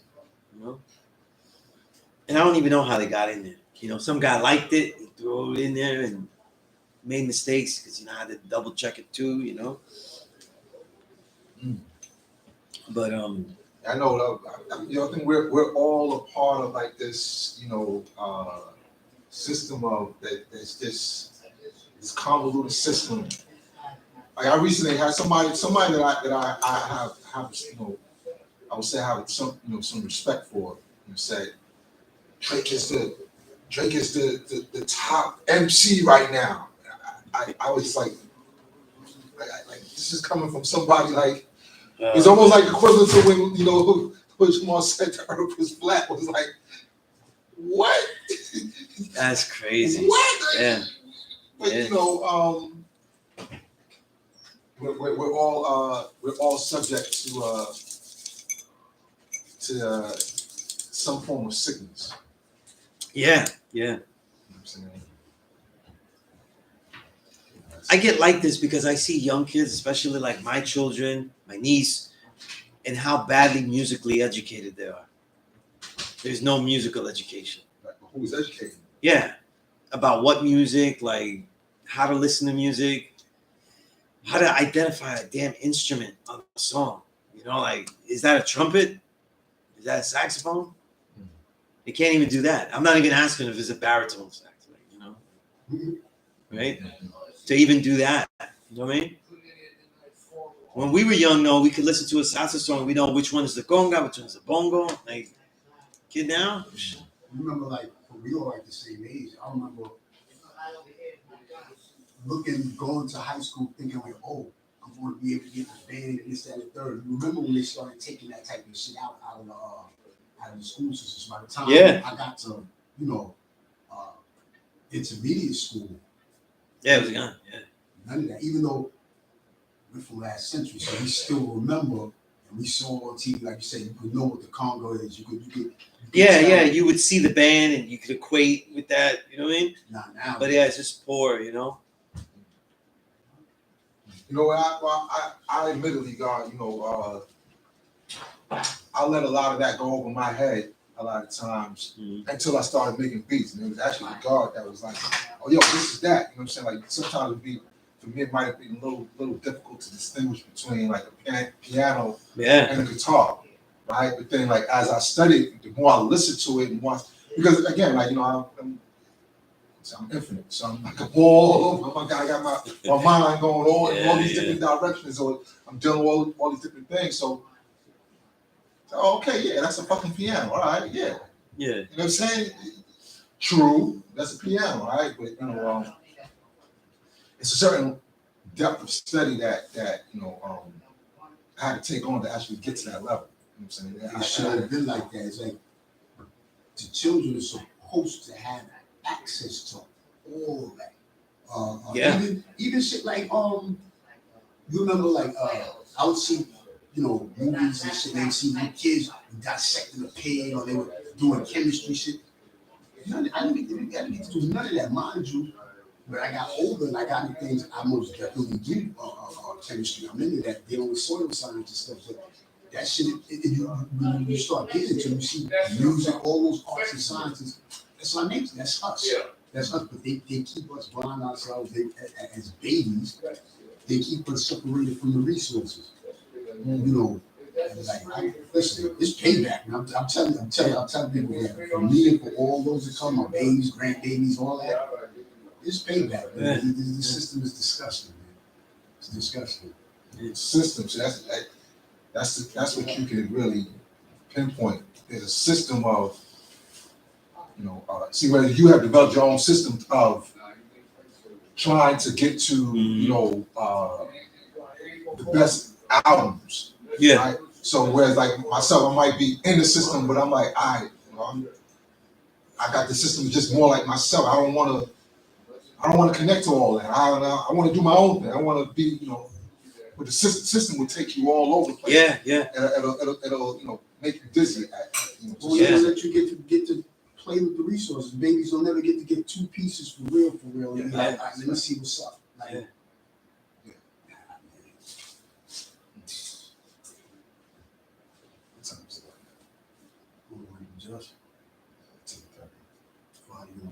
All right, I'm gonna let go of everybody here. I don't see any questions. So again, email me sunez97@gmail.com. Any books you want, like the ones I mentioned, talked about, I will send it to you. All right.